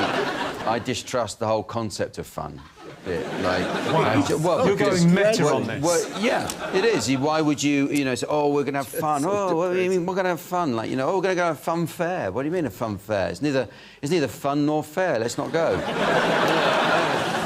Fun size. Fun size. Oh, it's fun size. Who decides what size fun is? We have our own thing. We have our own thing. Fun and games. Fun and games. It's too much for me. And games, one at a time, please. Otherwise, my head will explode. I'm going to put you down as a not fun.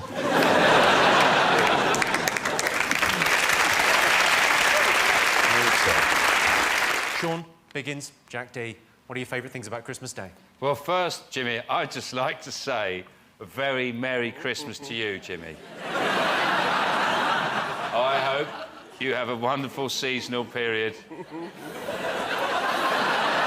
Filled with joy and good tidings. And that Santa brings you everything you want. Yeah. Hear, hear. Yeah.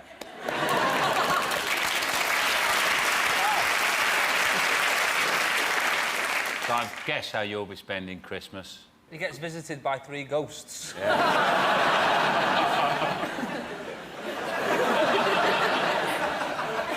Merry Christmas. Yeah. Bah humbug. So, what have you got planned? What do you like about Christmas Day?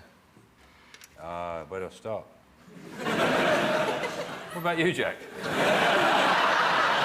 It's a busy time of year for me, you know, because there's so much more joy to kill.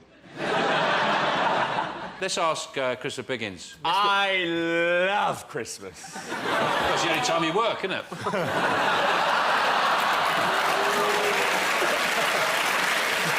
Christopher. Yeah. It's Mr. Christmas, really, you are, aren't you? I What's your love it. favourite bit of Christmas Day?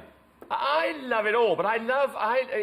because I do, you're right, I do pantomime at the end of the year, and I'm at the Wolverhampton Grand Theatre doing Aladdin, seats at all prices, and it's a great time. But because I'm so busy, I do all my Christmas shopping all through the year. I have a Christmas cupboard. I know this is going to upset you. And in this cupboard, As long as I'm not in it. No, you came out years ago, didn't you? Yes, I'm pretty much the least camp man on television.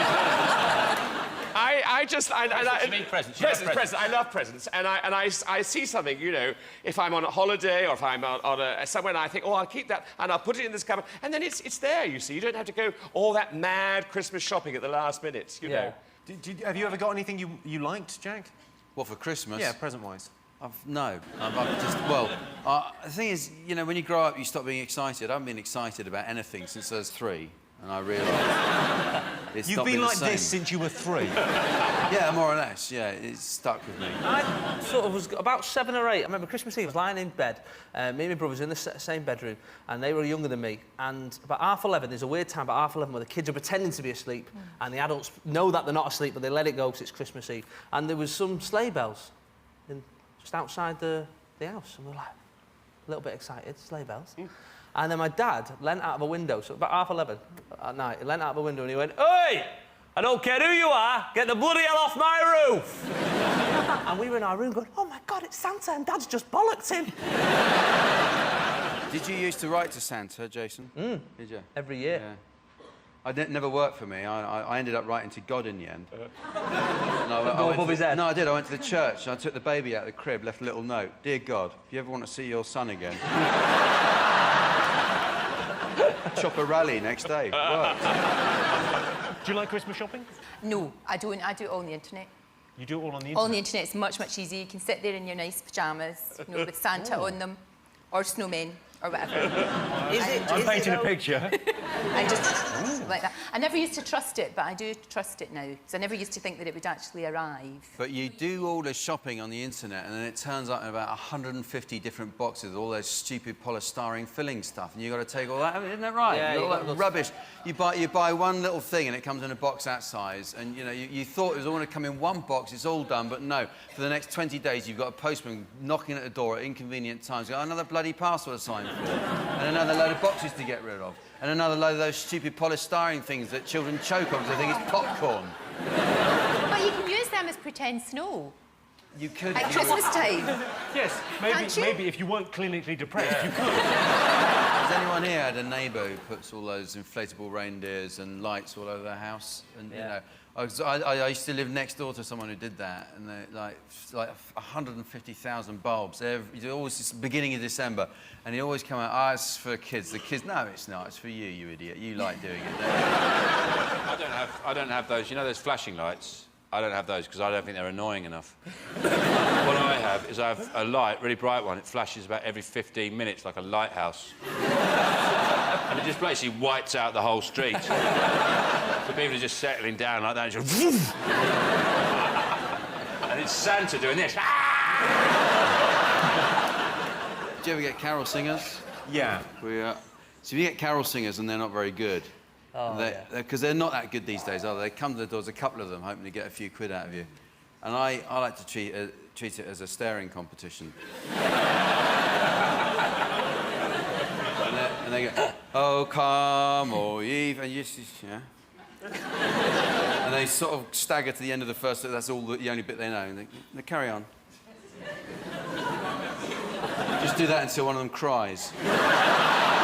Most exciting thing in life. What do you think, Jack? I reckon getting a ticket. You know, when you park and you come back and there's a ticket on your windscreen. I find that a bit of a turn on, to be honest. I I realise I'm a moderate masochist. I don't like pain or anything, but a sort of bit of mild irritation. That gets me going. I come back as, oh, there's a ticket, oh, you bastard, oh. No one's really been excited since the age of 10, I haven't. I mean, it's nothing's exciting anymore when you're grown up, is it? No. Nothing gets you, so what? You know, everything's boring these days. Oh, I'm going to a party. Oh, Elton John's going to be there, so what? Him again? He doesn't say hello anyway, does he? No, not to me. Who wouldn't really love to see a plane crash, in all honesty?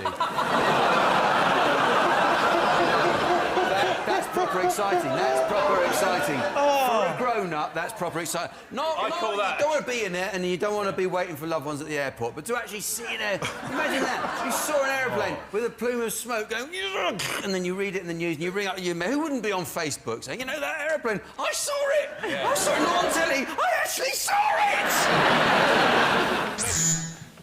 I think air fresheners are the most annoying aspect of modern life, and I think they're unnecessary. If you have air fresheners in your house, you're not washing enough. You want to open the window. Hey, so speaking of scent, you've just released perfume, haven't you? Yeah. Releasing a fragrance. I thought that was a really polite way of saying she's farted. No. You've just released a perfume, Smell haven't my you? What's your perfume called? It's called Smile. I made it all myself. Woo! I'm like, we can do it all for you, design the bottle. I was like, no. I went home like a 5-year-old, drew it. It's really sad. But, and is it like a traditional eau de toilette, or is it more like a Febreze? It's an eau de toilette, yeah. It's not a Febreze. If it goes well, can I do the male version of Smile? Oh, you can. Anger. Yeah. Misery. That'll do. OK, so that isn't one of the most annoying things about modern life. Have another guess. Manners. Bad manners. Discourteous behaviour. I think it's very important. I mean, I go home, my wife and kids still curtsy when I come in. I think sometimes you do need bad manners, otherwise your life would just be hell. You need... Well, you know, if you go over to someone's house or you go out with someone you didn't enjoy it, you know, if you're not rude to them at the end of it, it's only going to happen again, isn't it? So it's best to say, to be honest, I didn't enjoy it. Food was chewy, and your partner is a crashing bore. It's been a rubbish evening. You don't need to say any of that. You can do it with a look, and this is the look. Bye. Say, lovely evening. You just go.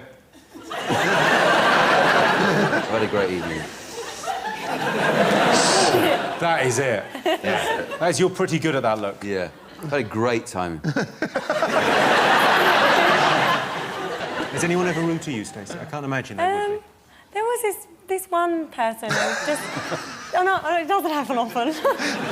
But there was one random girl come up to him and went, I've heard you're not very nice, huh? And I was like, oh, thanks. Shoot me down. Spit on my kids, why don't you? Someone comes up to you and says, I've heard you're not very nice. That's just your chance to go, no, I'm not. Go fuck yourself.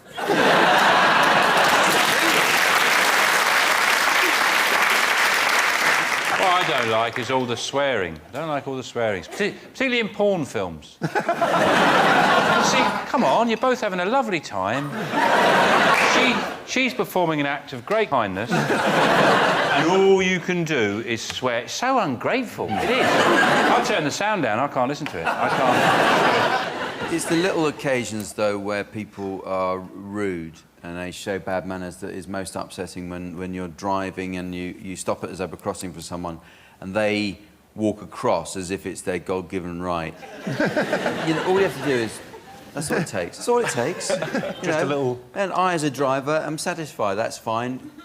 It's a good little exchange. I stopped for you. You said thanks. But then if they walk across without even doing that, you think, well, now I have to do a U-turn and see how fast this car can really go. What do you think the nation will be talking about this week? Oh, Oscars? Yes, the Oscars. Were you excited by them? Not particularly, no. To be honest with you, I don't really like award ceremonies. Not because I don't win them, I just...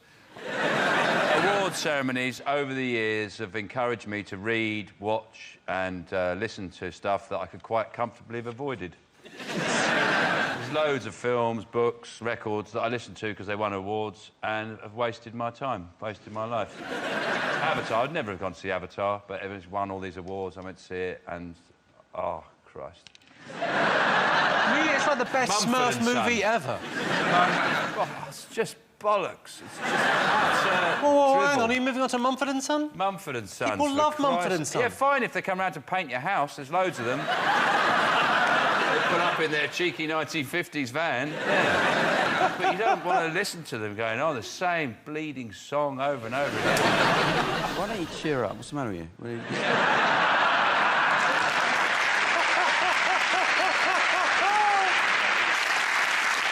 Daniel Day-Lewis, though, I mean, you can't doubt the guy. What an actor. I mean, he's, you know, he's proper thing, isn't he? Well, he should have got assassinated. If he's really method, he should have got himself shot. I don't see why method actors are praised. People say, oh, that's the best way of acting, but because he trained to be a butcher when he was playing a butcher. But that's the opposite of acting. That's just becoming a butcher. I've been doing method for 10 years now. I'm actually quite a bubbly chap. But I can reveal now that I'm playing Jack in his upcoming biopic. Spent the last 10 years getting into role, and I think I'm ready. Do you think? It's annoying because I auditioned for that.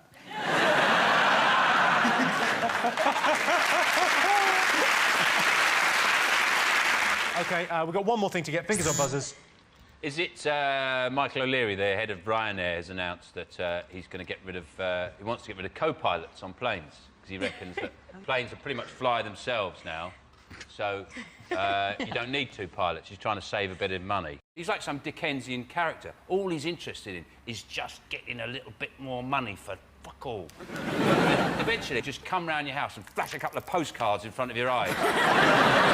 That's a pound! It's his family I feel sorry for when he comes home. They think his daddy's home. They think, what cutbacks is he going to make now? Yeah. They're already standing on one foot. You only need one shoe. Really? Hopping around in the room with the light bulb, sucking their wooden sweets he's given them. I'm sure these last forever, these wooden sweets. Just pick. Do you want a red one or a green one? Because he's Irish. Oh, I wonder what that was. I like the sneaky charges as well that they do. Whenever I use Ryanair, you have that thing where they have the little baggage cage to see whether it's hand luggage. And just the, like, determination British people have, that no matter how big my bag is, it's getting in the cage. You see them just hammering it in, like, giving clothes away to people, like, putting everything on. And then eventually you get it in, and you look at the hostess, you're like, yes, I win! Right, I'm only having hand luggage. Did you check in before? No? That's £50 extra. I reckon in a couple of years' time, you'll watch a Ryanair flight coming into land, and people will be hanging off it like a train in India. Like a display team, like that. Well, I can tell you it's not one of the top 5 most talked about things this week. OK, fingers on buzzers, one more to get. Sean. Is it phone tapping? Phone tapping. Go on, tell me what the News of the World story? They've been phone tapping, and the former editor denies any knowledge of it, Andy Coulson, which suggests he's a shit editor. So our great leader has embraced him to his bosom and said, well, I'll this is because Andy Coulson is now the communications head for David Cameron. Sounds like quite a sensible booking, actually, doesn't it, really? Someone who's an expert in phone tapping is a communications officer. You know, it's a good one. If they've got your mobile phone number, they can get your voicemail unless you put a pin on it. And if I'm going to do anything dodgy, I don't use my mobile phone. I use yours. I organised a dog fight the other day on it, Jimmy. Yeah. In a skit. Well, I say dog fight, it was a dog and an orphan. Who won? They must have to go through so much boring stuff to find a good one. You know what I mean? You can't... I mean, you hack my phone, you'd be like, oh, it's Dave from Carpet World, so I'll be there Monday. You don't even get in the metro with that. And all of the people that have called up now, the News of the World, to ask whether they've been tapped. Yeah. And it started off with really good people, like Steve Coogan and Sienna Miller, and it's just getting worse and worse by the day. You get, like, Dean Gaffney calling up. Were they tapping mine, Dean? Nah, Dean, we can't tap pay-as-you-go phones. The people who were getting hacked, like, they kind of realised because, like, their messages were being said that they were being listened to already beforehand. So I would just, if that was happening to me, I would, like, just purposely get my friends to just, you know, really say some really scandalous things, like, you know, pretend it's my doctor and say, oh, you know, your sex change booked for 4 o'clock. You ever left a message on an answer phone that you deeply regretted? I used to work in this restaurant, and a bloke rang up, and he said he wanted to book a table for 6, and the name is Dave D. Now, my brother is called Dave D, so I thought, I know, I'm going to ring up, and obviously he's having a laugh, and so I ring up, oh, you wanker, this is a restaurant. I'd rather serve some piece of shit than you. And I put the phone down, and I thought, actually, maybe that wasn't my brother. In actual fact, it was the Dave D from Dave D, Dozy McIntitch. And he rang back and said, I've had a very funny message on my answer phone from the restaurant. I said, oh, that's Stuart, he's a nutter. And he came to the restaurant, and obviously it was... You met Dave D? Dave D from Dave D, Dozy McIntitch? That's right, Sean, yeah. Oh, my God! The biggest sign you're getting old. Is it death from natural causes?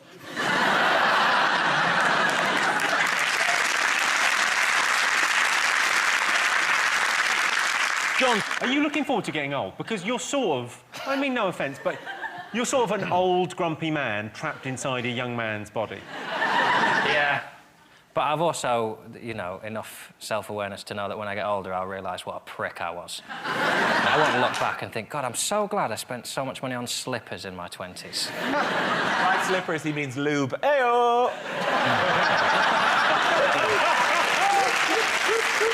I wonder if a lot of old people watch this show just with the promise of cats in the title of it. Only to find out that 2 out of 10 of them are horses. Jack, do you worry that you might turn grumpy when you get old? I'm going to just change. I'm going to just change and be happy. And then when I die, everyone will think, well, what was that all about then? He was grumpy all his life, then he got all happy, and now he's dead. One of the signs of being, when you know you're getting old, is when someone your age dies and no one says it's a tragedy. That has happened to me. Go on. Spending time with your family. Yeah. Sorry, no, it's best things about Christmas Day. It says best things, so that's a weird answer to give. I like it. You like spend time with your family? Yeah, it's good. I sometimes, on Christmas Day, you know, you're spending time with your family and, you know, you can think about those people who are alone on Christmas Day and you think, lucky bastards, don't you? You think, I bet they get to watch the Goonies. All the way through, no interruptions. It's kind of a euphemism, though, isn't it? Spending time with your family. It's kind of it's loaded with implication. Usually, people say they're going to spend more time with their family when they're stepping down from public life. Because I was caught wanking a tramp off at a bus stop, and so I'm going to spend more time with my family now, whether they want me to or not. They're not thrilled at the prospect. People stay too long Christmas Day as well. I don't mind doing a bit of lunch for people, but then they hang around as if there's going to be more in it for them. They're never happy, are they? And then you get to, oh, it's 5, I suppose better off from a cup of tea. Do you want a cup of tea? Oh, I love a cup of tea. I suppose you want milk and sugar as well, don't you? I'm really going to bleed this one for the next 4 days, aren't you? I bet you play loads of board games and that, don't you, Jack? I bet you're a lot... Well, actually, I don't play board games very much. Not really into them. No? Do you like a board game? I love a board game. Yeah, Christmas Day, Trivial Pursuit, get Trivial Pursuit out. But my dad's rubbish at it because he, for some reason, he does 2 things. He always reads the wrong answer. That's what he does. He always reads the wrong answer on the other thing and then just carries on with his go. And that's quite annoying, you know. You saw, what's the capital of the USA? Washington. No, Jeff Hurst. My go. You're like, what? I don't see my family at Christmas. Hardly any of them, because they're always working, because they're all dwarves. Bring me the medal! But all the games are not really designed like that. You know, you've got the old board games, but charades, you know, they play charades back in the day and that. And these days, you can't really... I mean, you try and watch your nan playing Wii boxing, you know what I mean? It's like sweating her arse off. I think Nintendo ought to come out with a Wii knitting program so that old people can just pretend they're knitting and not actually make anything. And they can just email you the bloody jumper and you can say thanks so much and delete it and not have to wear it down the pub. OK, what's your greatest fear, John? What are you... I'm scared of spiders, I'm scared of heights, I'm scared of things that will... I don't understand why people are supposed to get over their fears. Fear is a legitimate thing to stop you dying of things. We used to do a thing at school where you go up to someone and you go, oh, I've got something for you. Oh, blinking powder. Oh, you blinked. You go, yeah, I thought you were going to throw something in my face. It's a natural... I'm not going to get over it so that I can end up... But King Harold wasn't in a field going, yeah, didn't blink now, did I?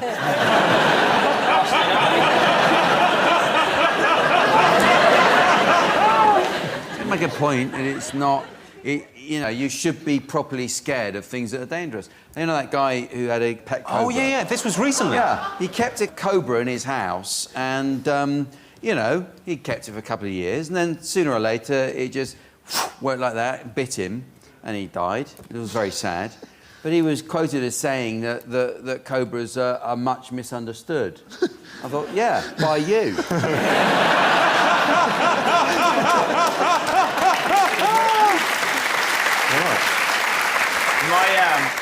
My friend worked for a while in the lion enclosure in Melbourne Zoo in Australia, and they've had several people, 3 people have tried to break in to talk to the lions in the middle of the night. Mostly, there's a religious man who's jumped in twice and he reads the Bible to them.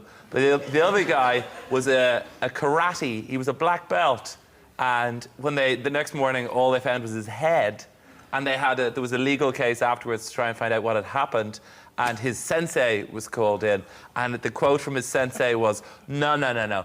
All I said to him was, you are so good, you could fight a lion.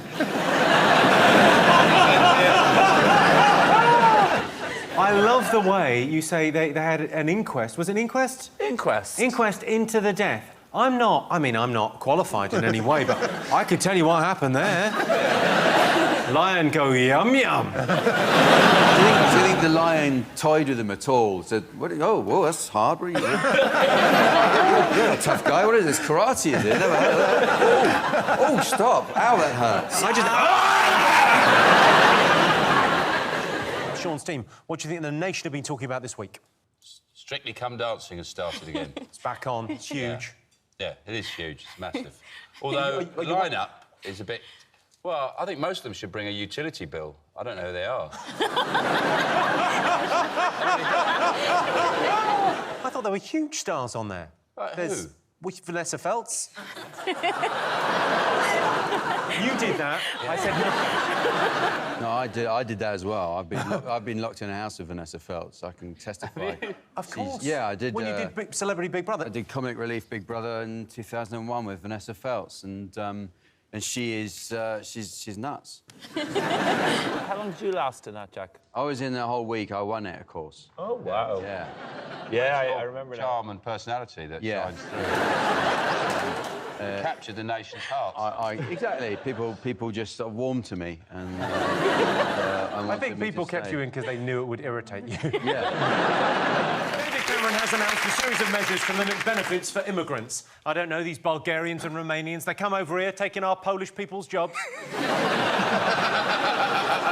The cheeky girls, they were Romanian, weren't they? And look what they brought. They're lovely. Didn't they both go out with Lembit together? They did. No, they didn't. Yeah, 2 for the price. Now, that's how history is written, with mistakes like that. Is it? Yeah, because originally what happened is one of them went out with him, but in time, because they're twins, everyone goes, yeah, they both... He was just had a sandwich non-stop going on all the time. I watched him interviewed once, Lembit Opik, and someone, to get a laugh, they went, oh, yeah, what happened with you and the cheeky girl? And he just went, I was just really in love with her, and then we split up. Fuck, you know, it was tragic. I did a gig with Lembit Opik. I was on. He did his... Do you remember when he did stand-up? I remember that, yeah. After Josh, I've got a Lembit Opik anecdote. You go first. Let's move on, OK. Fingers on buzz, there's one more thing to get. Lembit Opik? What?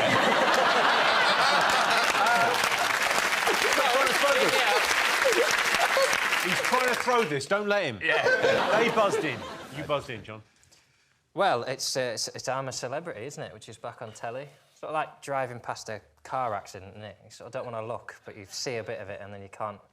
There was an incredible bit this week where Matthew Wright was sick into his own hand, choking on a testicle or something. Oh! And Decker just watching him going, no, don't forget, you've got to eat all that. No, you don't. Get your little... Like a dog. He was sick in his hand, and they watching him going, if you want your little gold star, you're going to have to eat up all your sick. I mean, how can you not watch that? I mean... Where was the testicle from? It was his own testicle. Jack, would you ever consider it? You went on Big Brother. That was pretty good. You won that. Yeah, I did that for comic relief, though. And I wouldn't do anything else like that, no. I wouldn't do anything like that. Because they put you with all sorts of people. I don't know if you've watched the programme carefully, but there are other people on the show with you. And... I'd just punch Ant and Dec. I hate those two. What are you talking about? I love them. Oh, no, I'm in love with them. They're a pair of dickheads. They are not! They're not funny. You don't mean that. You're just saying that I mean because you don't want to win. To me, they're like one man with two foreheads. They're just... You don't even mean this. I do mean it. I'm sorry, this is a row I'm very happy to have. Go on, let's go. Do you not think Ant and Dec, you know, when they look at their career, the proudest moments are when they checked some Coronation Street actress's mouth to make sure she'd finished a bollock?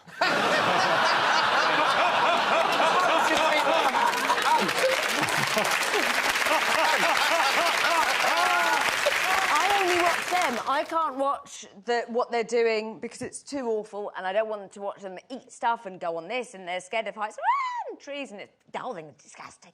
But I watch it for Ant and Dec, who I'm in love with. Right. So I want to do the cheeky girl Lembit Obick sandwich with them. Dear. I've eaten a sheep's testicle. You did what, sorry? I've eaten a sheep's testicle. What did it do to upset you? The farmer was livid, it has to be said. I have honestly eaten one. It was cooked and everything in Saudi Arabia. It was revolting. But you know what I'd like to see happen on that show? I'd love for suddenly one of those lost Japanese soldiers who doesn't know that the World War II is over, just to come out and start shooting them all.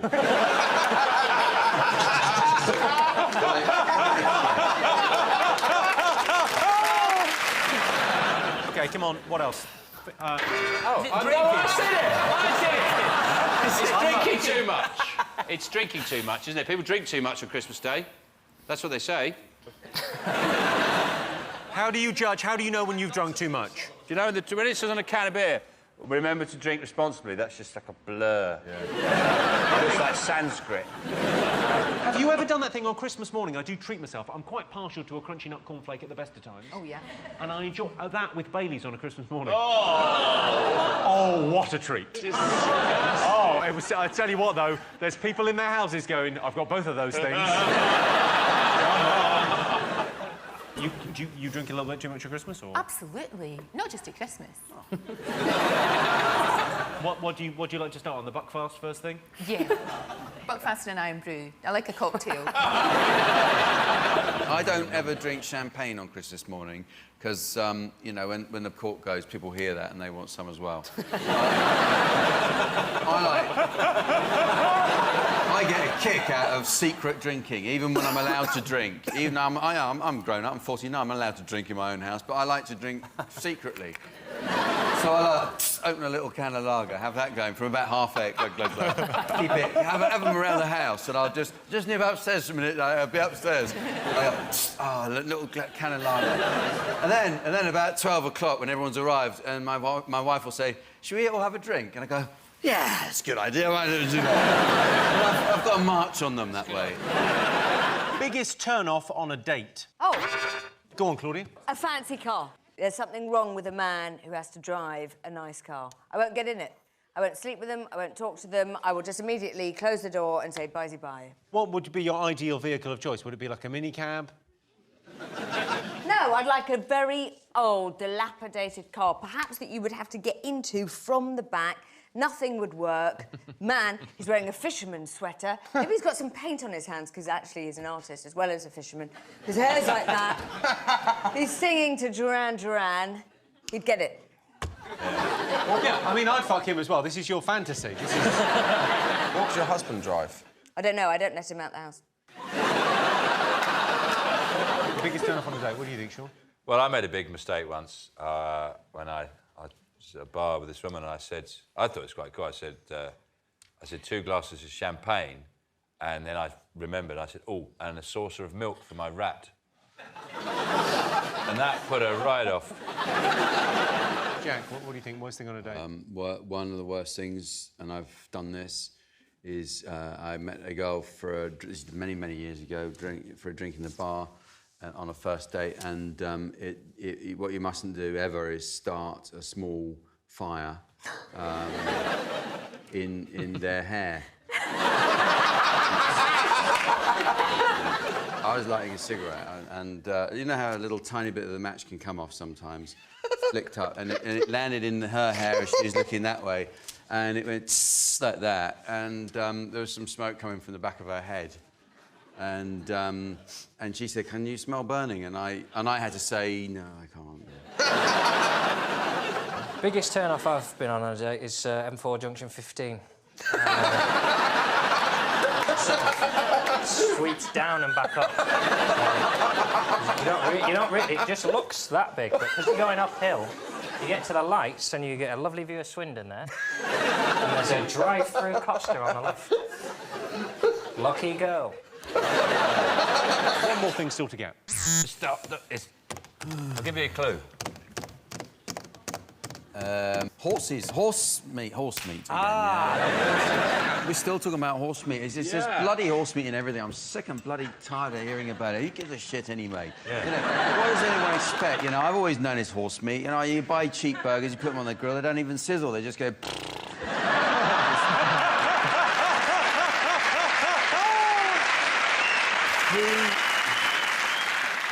You know, people think that they can spend, you know, I'll have £1.20 and I got 150 burgers, and then they're for it in a box, and it's absolutely disgraceful because some of it's horse meat. What the hell did you expect? You're lucky it's horse, frankly. You are lucky it's horse. You know, you go for a kebab, right? Everyone knows, subconsciously, we all know that that's not very nice what you're eating. So that's why you have to have at least 5 or 6 pints before you summon up the courage to have a kebab.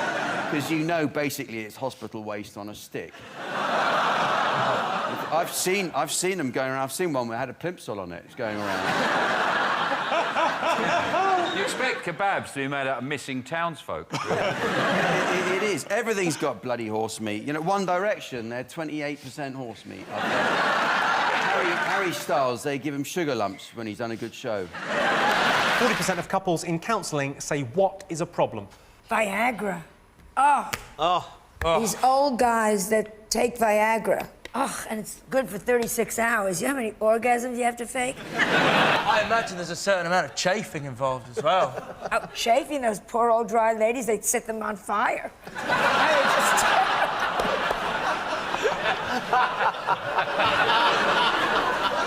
That's a painful image, isn't it? I imagine Sting would quite like it, though. He does 15 hours with his tantric sex. Is that what he says? Even a terrific swordsman, after 6 hours... Swordsman? Where are you from, the 17th century? Yes. Snoring? Oh, you can talk. Oh, brilliant. You snore in the most monumental way, my friend. Thank you very much. I should explain to the viewers that David and Dave are having an affair. Does it hurt not locking the bathroom door when she goes to the toilet? They go and sit on the toilet and just leave the door and you keep walking in going, oh!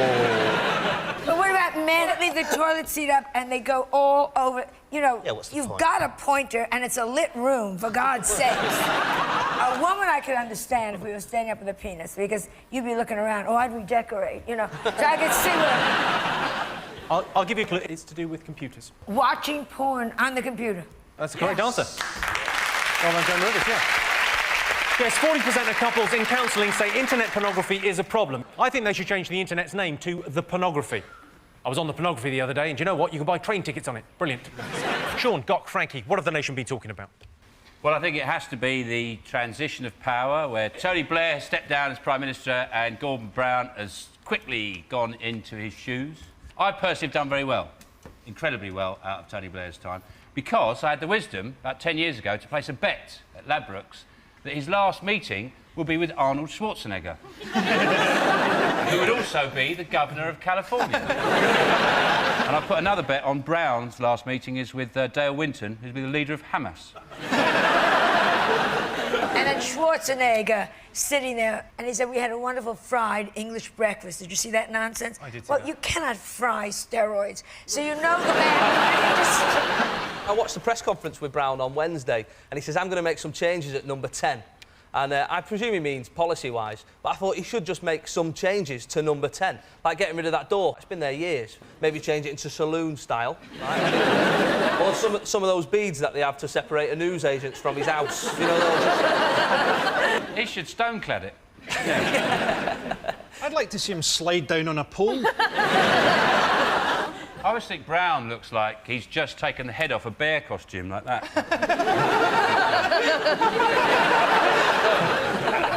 He's only got one eye. Well, only one of them works. If you're going to start making people in charge who've only got one eye, why not go with the legend that is Columbo? How good would he be in Prime Minister's Question Time? Just one more thing. Mr. Cameron, my wife's a great fan of yours.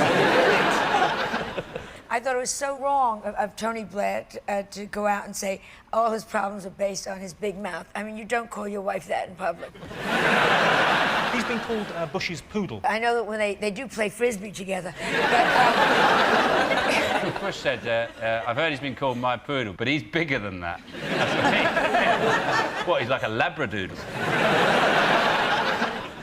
You've got Gordon Brown, you've got Tony Blair. Who looks better naked? Both mingers. Both mingers? But I would do Tony Blair, I have to say.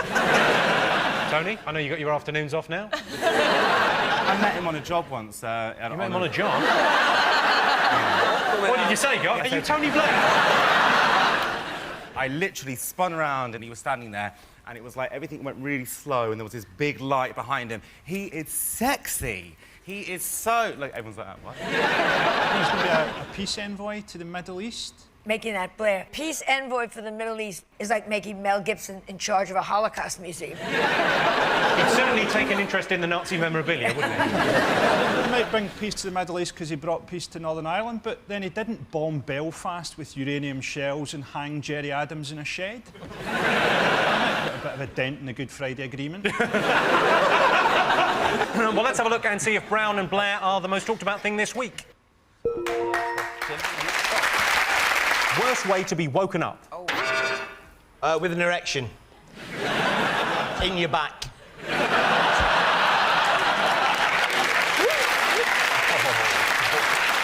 Oh, the sound of a peeping Tom vomiting. David, any thoughts? What's the worst way you've been woken up? Is it by a cousin? Westlife waking you up thinking that you were actually in a coma. Oh, no. Is it a woman demanding money in pidgin English? The sound of waves crashing against your plane windows. Oh. It does involve water. Oh. Well, just being in the womb. Water on your face is the right answer. Yes, the worst way to be woken up is having water thrown on you. Well, surely the worst way to be woken up is Kerry Katona shaking a stick at your face and saying, "It's blue." Dave's team, what have the nation been talking about? It's the World Cup, we think. Yeah. Yes. I think the final will probably largely be remembered for the antics of the French captain, Zinedine Zidane, who was going to quit at the end of the game anyway, but decided to take early retirement. Yeah. He nutted this guy in the chest.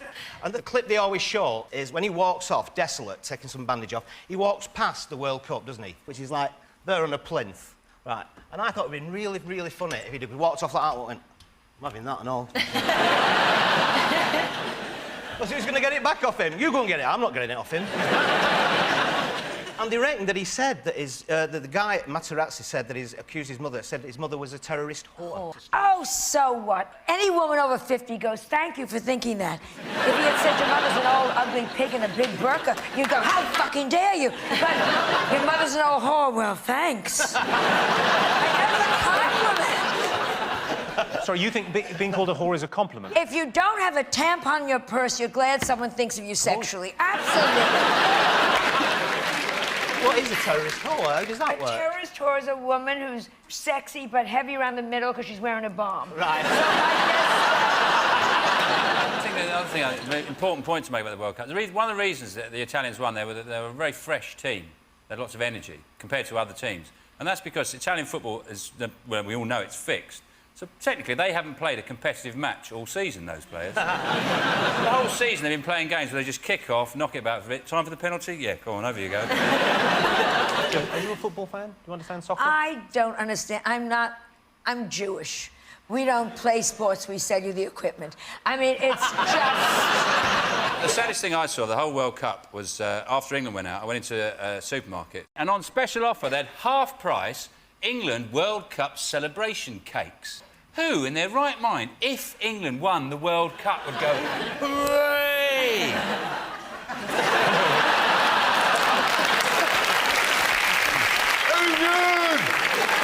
There's just cake spraying everywhere. Everyone's going,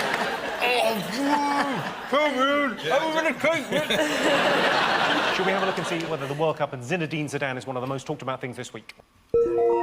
Yes, of course it is, the #1 talking point. Yes, Zinedine Zidane headbutted an Italian player who accused his mother of being a terrorist whore. Zidane was brought up single-handedly by his mother, who had to work 2 jobs. She was a terrorist and a whore. 34% of adults would rather be a teenager again than win the lottery. Do you think that's true or false? Well, I know I would never want to win the lottery. I think it's a curse to win the lottery. Right? What?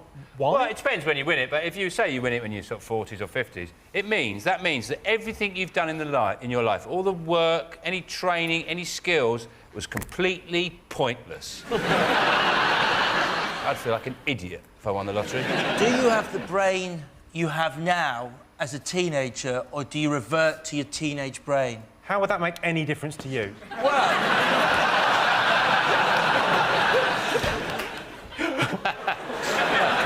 You look all sulky. He's sulky now. I just want, wanted just a bit of, attention. Too much happens when you're a teenager. Too My God, confusing. the first date, the first kiss, the first sex, the first drugs. I mean, that was an afternoon. I mean, it just was too fast. But I had a cousin who won the lottery. What's her name? Chlamydia? I think her name's Veruca cystitis, if I'm not correct. Come on, tell us about Taramussalata herpes. Come on. Why am I on the show? I have literally no idea. Neither do I. Tell us about your cousin. $2 million. Won $2 million on the lottery. Had a heart attack right there on the spot. What would you rather be, a teenager or have a heart attack? Well, I think I'll go for the teenager thing. Hello.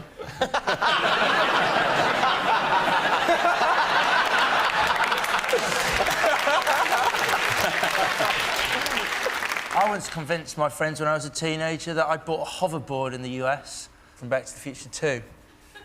David probably sells them on a website. I'm pretty sure he does. I'll check. I think this show's turned into Call My Bluff this week. Can you go back and be a teenage girl? That's what I'd like to be. A Mexican teenage girl called Bernard. He hasn't got legs, he's got wheels. A hovering Mexican teenage girl called Bernard who's got no legs. My father only has one leg and my mother only has one leg. It's the truth. Really? Yeah. But one has a left leg and one has a right leg, so they're able to conceive. Right. I suppose they just got one big belt.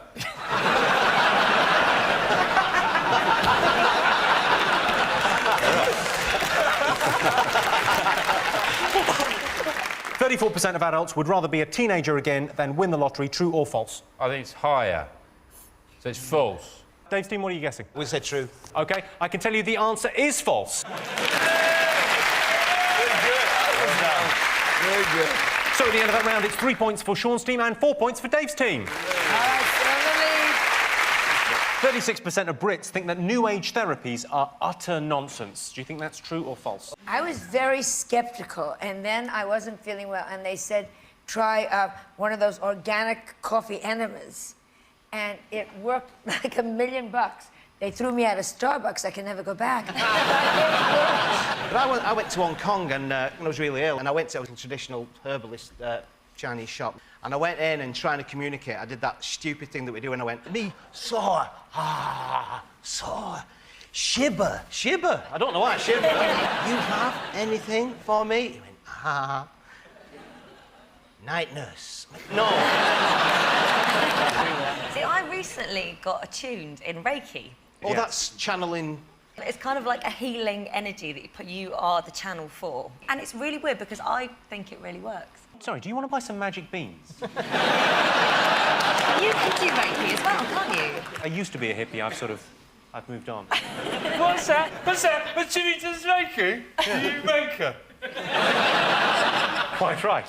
What did she look like that was doing the Reiki? What does she look like? Yeah, it was like this gorgeous girl doing Reiki over you. Or was like, I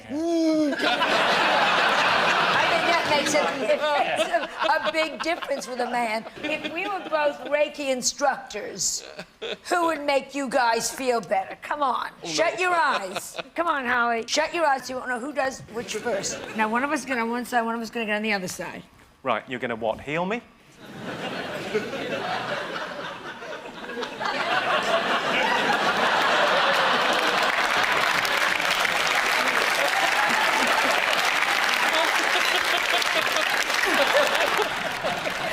Which side felt better? I think the left-hand side felt like it would be slightly more expensive. And the right-hand side felt like if you're on a budget in a hurry, why not? Which side was which? I was the budget in a hurry. Thanks. I wish it had gone further, but you were probably thinking of the calories, weren't you? 36% of Brits think new age therapies are utter nonsense. True or false? 36%. I'd say that's true. I can tell you the answer is true. Yes, 36% of Brits think new age therapies are utter nonsense. It's sad that they're so cynical, but it's probably just because their chakras are closed. Jason, Joan, Alexa, what else have the nation been talking about this week? Oh, Spice Girls. I'm thrilled because it's the first time they've been together in years, kind of like Paris Hilton's knees, and I got very excited about that. Victoria, apparently, as she's called now. I love it when gets money. Victoria, Posh came over to our country, and she thought she was going to be so terrific, and then she found out in Beverly Hills she's fat, so she came home. Alexa, you know your pop. How Yeah, old were you the first time the Spice Girls came? 11 or 12, that first year of school. Secondary school. I didn't first go to school at 11. Weird. Girl power was a brilliant concept, wasn't it? It was like, you know, you're equal to boys, and if you're not treated equally, wear a boob tube and you'll be fine. And... Yeah. I love the Spice Girls, and I love what they did with the styling, but I'm a bit concerned now that what's going to happen is they're going to come back, try and recreate all of that again, but having to wear very big supportive pants now, put their knees up above their boobs and squeeze it all in. Isn't that what your show's about? Yeah. Putting fat women in clothes that they shouldn't wear. It's not what it's called. Tune in next week on putting fat women in clothes they shouldn't wear. What's her name? The one that just had the Eddie Murphy baby? Scary. Scary, yes. Yeah. And now that she's nursing, I said they should call her Dairy Spice. It turns out it was Eddie Murphy's kid. Well, it came out in a fat suit. Did you hear this? They've got this machine. This digitally enhances their voices. And I'd really like to be in charge of that machine. Especially when Posh Pie steps up to the mic, just press off. He's going, Am I the only person who's, like, really horrified by this? I mean, the only way I want to see Jerry Halliwell draped in a Union Jack again would be if she dies in battle.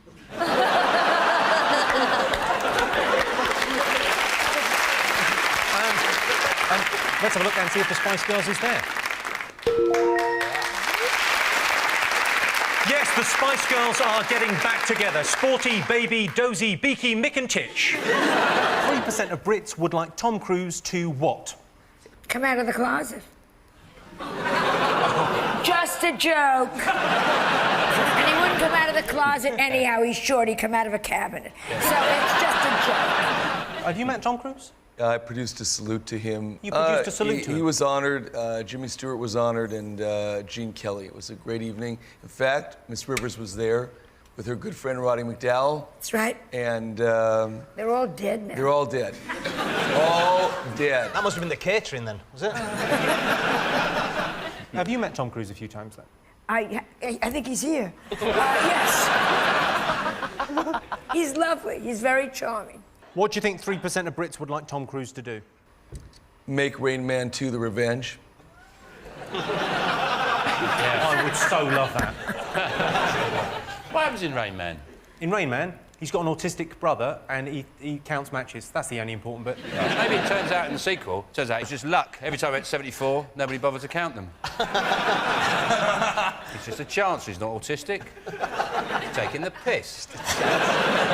Yeah, these autistic people, they've had it too easy, too long. No, I didn't say that. I'm talking about the film. I have 2 cousins that are autistic. What are they called, David? Be some weird name like Clitty. Or... Clitty and Anus. Yes, they're... You got their names right. It's Clitty and Anus. It just came to me, Clitty. I found it. That's time for everything before you pipe up. That was amazing. It was on your mind, yeah. I'm going to tell you, 3% of Brits would like Tom Cruise to play them in a film about their life. That's a nice way of saying 3% of Brits are teeny tiny weirdos. Most depressing thing about getting old. Why me? I think it's that you start to lose your memory and Alzheimer's. Have I told you this already? I was at a family do a while ago, and I was in the bathroom, shut the bathroom door, and went, what the fuck? What am I doing in here? I don't think I want the toilet. Do I want the toilet? No, I don't want the toilet. Maybe I'm washing my hands. Maybe I have something in my teeth. No idea. And what they say is go back to the place you set off from. So back in the lounge, there you go, straight away. Uncle's having an heart attack. I've gone for his tablets.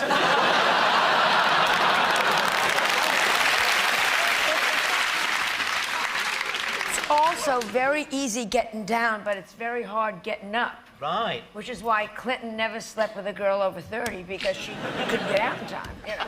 She'd be like, down there, here comes Hillary, I'm getting out.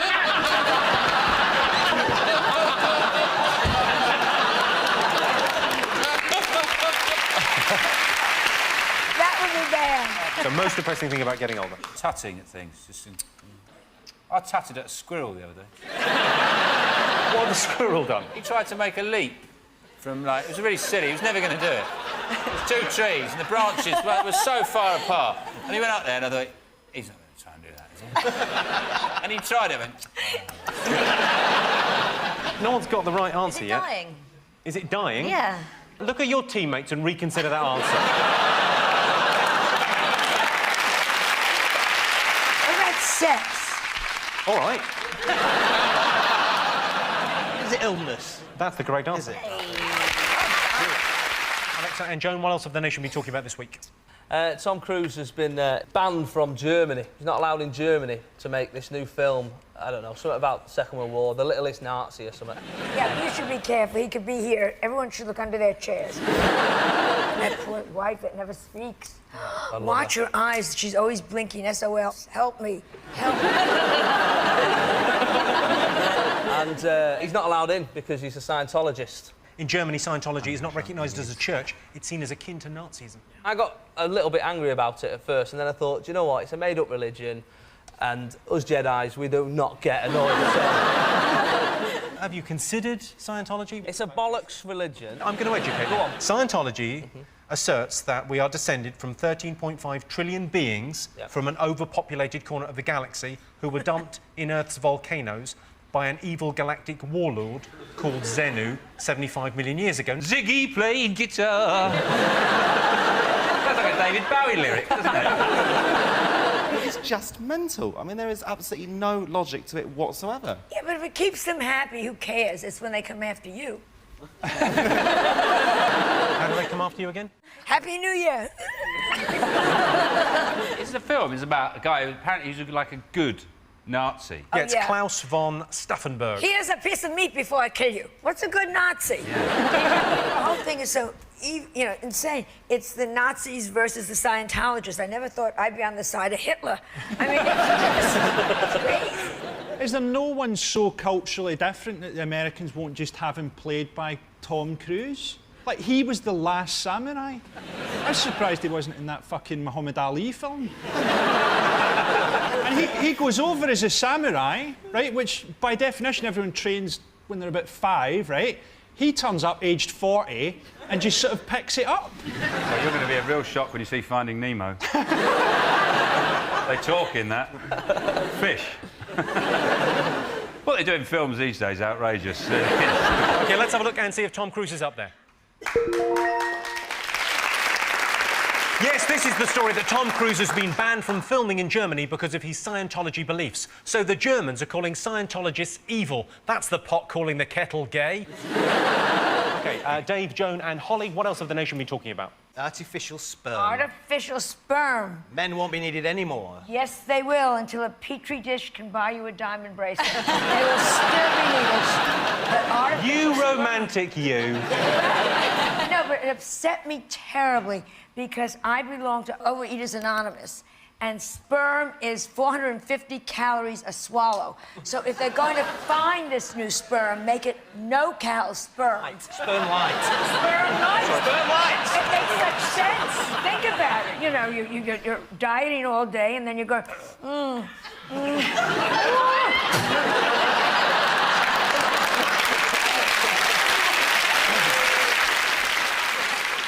Think very carefully before they make men redundant, because there are consequences. Who's going to bring the bins out? It's very true. The summer's going to be ruined. Who's going to do the barbecue? I think it's the little things they miss, like, who's going to put all the ships in the bottles? Yeah. I reckon in 6 months they'll all be living in caves. They'll be tidy, though. Yeah. OK, let's have a look and see if it's up there. Yes, it is. Yes, this week, fertility scientists have produced mice using artificial sperm.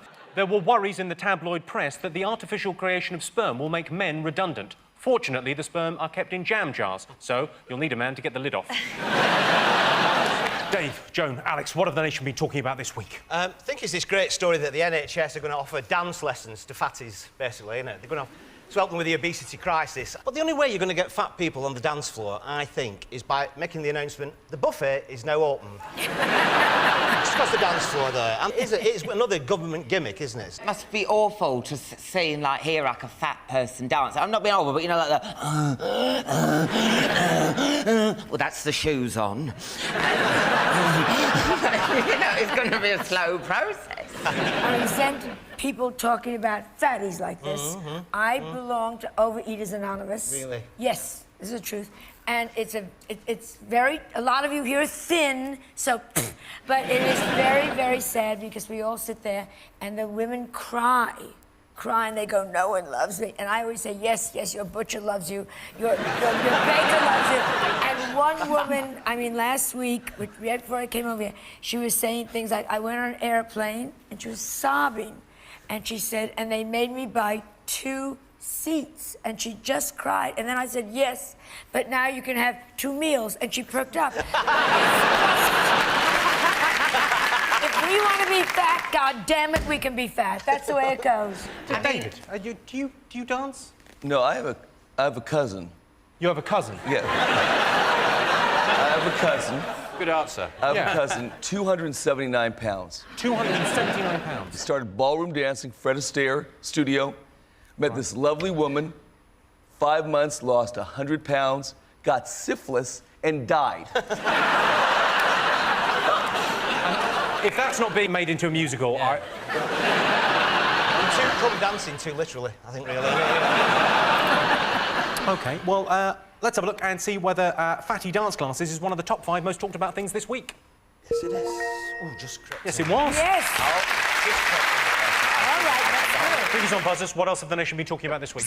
I think it might be Wimbledon. The tennis championship's been played at Wimbledon this year. Again. Every year. What are you going to The women's tournament, they're going to get paid the same as the lads for winning it for the first time. Venus and penis, whatever the hell their names are.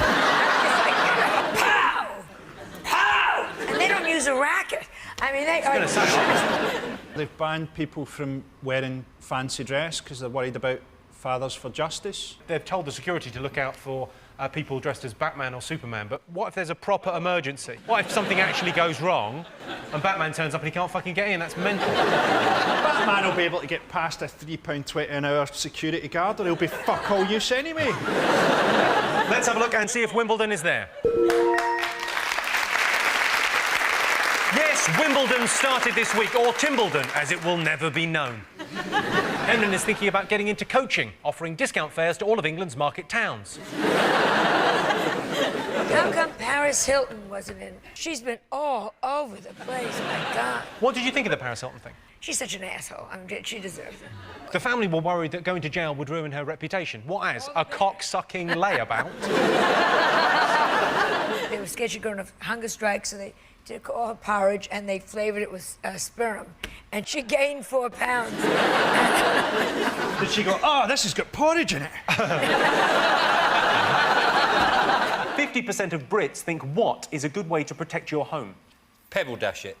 Everyone thinks you're skint. Just have a few porcelain animals in there, a clock with Elvis on it or something like that. You just have shit in your house. I've got a clock with Elvis on it. What's wrong with that? Because it's usually a mirror as well, and I don't like it when they... You got the mirror. You obviously like Elvis. Well, you look a bit like him. Well, it makes sense, because you're him and you're like a double. Joan, any thoughts on how to protect your home? Just look weird. OK, Joan. They'll cross the street to avoid your house. Come on in, little boy. Would you like a cookie? That'll do it. How would you protect your house, Vic? Well, I suppose it's a portcullis. It involves getting together with a group of people. Neighbourhood watch. Correct answer. Well done, Eamon Holmes. Yes, 50% of Brits think joining Neighbourhood Watch is a good way to protect your home. There's a thin line between Neighbourhood Watch and being a peeping Tom. I've reported several things to the police, like the shocking lack of foreplay at number 47. OK, what else have the nation been talking about this week? I imagine a lot of people are quite upset about England losing the Ashes. Well, virtually losing the second test. And I think it's stupid, really, because what we invented the game, we should just change the rules to suit us. So, in that match, we should have said, yeah, we just made this new rule up. If we have tomato soup, lowest score wins. So just stuff like that. Just make up rules. If it's cloudy, no, you can't lose on a cloudy day. Just anything. Make the sport up, you can do what you want. You're not wearing the right pants. We win. My dad tried to get me... He's always trying to get me sporting. He tried to get me interested in cricket, right? And I hate cricket. It's so boring. He told me that the Ashes, yeah, were Ellen Daniels from Neighbours, right? Now, obviously, a spark of interest and I was there. like, Ellen Daniels, you say? And I was hooked. Joan, have you ever seen a cricket match? I hate sports. You hate sports? I go to tennis matches, I don't even turn my head, you know. The ball doesn't come back, that idiot missed it. I mean, you know, just... I don't like sports. Yeah. I don't like sport either. Really? Well, yeah. Because you look like quite a sporty... Yeah. Have you not been... You work out, though, right? Yeah, of course. Yeah, in indie clubs. You a big cricket fan, David? You aware of cricket? Nah, more baseball. More baseball. Have you heard of cricket? Of course. He forgets I was in the Outback and I just was with all these crickets all over there. Yeah. You knew Fina, right? Well, I didn't actually watch... I meant to watch it, but at the last minute, I fell pregnant. So it's been quite a few crazy weeks for me as well, so... turns out it was a scare. But no. What did she do? What did Fina do? She stole all the food. She stole all the food? Yeah. Really? She ate a few crickets, too. Did she? Yeah. People have to eat testicles, don't they? No, it was an anus, wasn't it? Matt ate an anus. Someone had to eat an anus. Yeah. Oh, Matt ate an anus. Matt ate an anus? Yes. I see. I thought you said a marinated anus. No. Second. No. We had nothing to marinate there. What, do you eat it like a hula hoop, like that?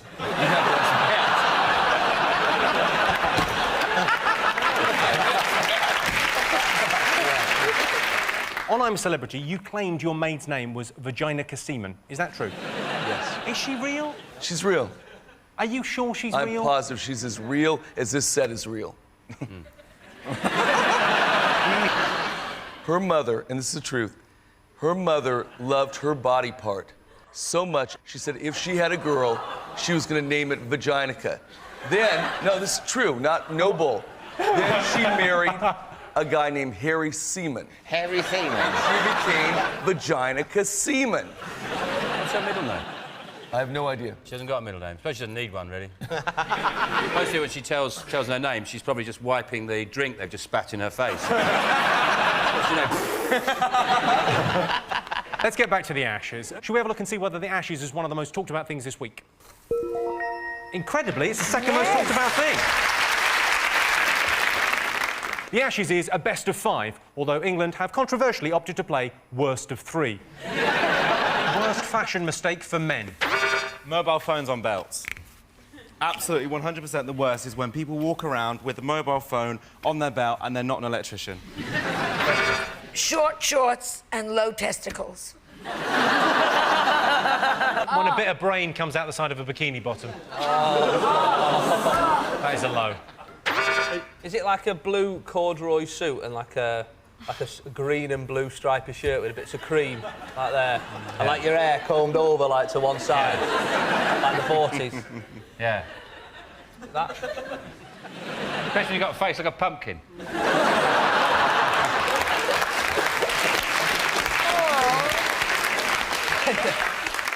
What do you think of Frankie and Sean's outfits? I say outfits, it's just their clothes, really. Outfit. Yeah, go for us. Tear us, rip us to shreds. I think you both look very attractive, and I'm very looking forward to going in the green room later. Well, I think we look like a shop window at Specsavers, don't we? Got classic, but socks and sandals. Correct. Yeah. That was so obvious. Yes, I can tell you the worst fashion mistake for men is socks with sandals. As a fashion statement, socks with sandals says I'm either a teacher, a German, or a What else have the nation been talking about this week? John reckons it's Christmas, Well, Christmas and the politically correctness of Christmas, Oh, yeah. where they're doing the Queen's speech, and that makes sense to me, and they're having a Muslim lady do it. On Channel 4, yeah? Yeah. It's the alternative Queen's speech is being done by a Muslim lady in a veil. They could have gone halfway. I mean, she's a fundamentalist Muslim. She wears the hijab, whatever, the niqab, whatever she covered. She could have actually really dressed up as Father Christmas with a big beard and pulled the and gone, ho, ho, ho. They could have gone halfway. The Muslim lady? Yes. I'm the one that sold her the veil from my New York website. Your New York website? Yeah, I sell veils. You sell veils? Yeah. Of course you do. What's the website called again? Veils for Muslim women who want to speak in England. Oh, that website! That website! .com, remember? .com. .com. But it's all crazy. The internet now, they had the best day ever. And yeah, indeed, yeah, the best online day. $182 million in one day in internet sales, and they looked it up, and it was Mel Gibson buying Nazi memorabilia. And I found that was fascinating. I like online shopping because, you know, like, when you're looking, if you get bored, you can just go to some porn, it perks you up, and then you carry on shopping. Now, I wish it was like that, normal shopping. Do you mean, like, you go around the Trafford Centre, bored, someone shows you a cock, you're like, right, now, Auntie Janice. That probably does happen.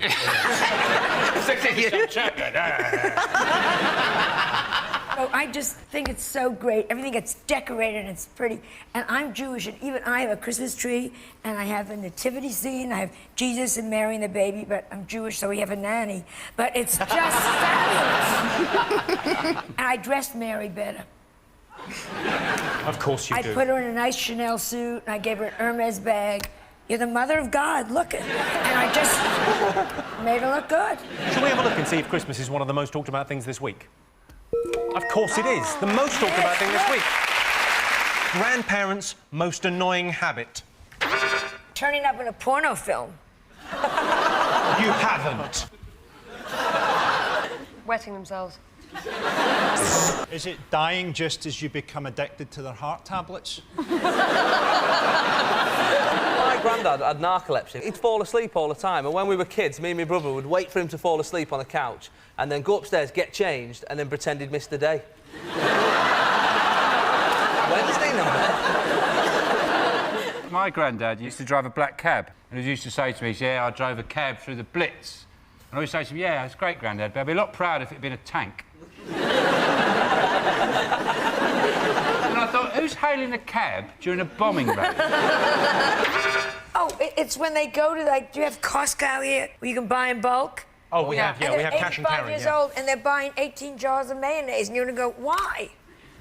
You're not going to make it through the checkout counter. I'm going to tell you the answer. Grandparents' most annoying habit is they use emotional blackmail to make you visit them. I would visit my gran more, but But I can't remember where we left her. Right, over to you, Sean. What else have the nation been talking about this week? Is it the moon?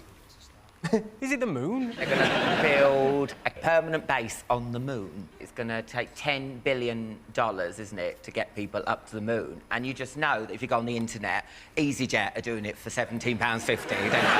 One way, no hand luggage, and Stelios going, it's out of this world. You just know. Joan Rivers, do you think Americans should be spending this kind of money going to the moon? I think to spend $10 billion to go to the moon is disgusting. They should spend on something important like jewelry. You could get 3 really nice pieces of my jewelry on QVC. You've really cut to the core of this issue, I think. A great ring or some stupid trip to the moon. Who gives a fuck? I couldn't care less. Twinkle, twinkle, or twinkle, twinkle. Twinkle, twinkle. If they find oil on the moon, though, that's another thing. Yeah, that'd be a hell of a pipeline, wouldn't it? Yeah, how are they going to get it back? Well, it'd just fall down onto Earth, wouldn't it? Aren't they going to build some sort of cosmic escalator? So it's sport and science you're no good at. Yeah, they were. They were, seriously, weren't they? But they can't get through. Yeah, not into science, am I? They can't get through the Van Allen belts. There's too much radiation. Belts of radiation above the Earth's surface. That's why the cosmic elevator's going to fail. In your face! That sounds like a boy that fancied his science teacher. Yeah, that could be science, or it could be the lyrics from some indie band as well, couldn't it? Well, let's have a look and see if it's up there. Oh, it is. Yes, it is. Top celebrity to have a night out with. Kate Moss, because whenever you're with her, it's a white Christmas. Is it like Rosie and Jim? You're talking about the ragdoll puppets? Yeah, Rosie and Jim, Rosie and Jim. What are you doing watching that? Just before loose women. Just before loose women. I'd like to take loose women out with me on a night out. Well, wouldn't we all? Yeah. Joan, I imagine you've had some stunning nights out. One of my great nights was with George Michael. And we got to see the Hyde Park men's room at 4 in the morning, and it was just amazing. Did you come across any police officers? It's a she. Angelina Jolie. No, that you want a night in, wouldn't you? You're right. Charlotte Church. Correct answer. Well done, Sean. Thank you very much. Yeah. Bottom of the list of celebrities to go on a night out with is Dodi Al-Fayed.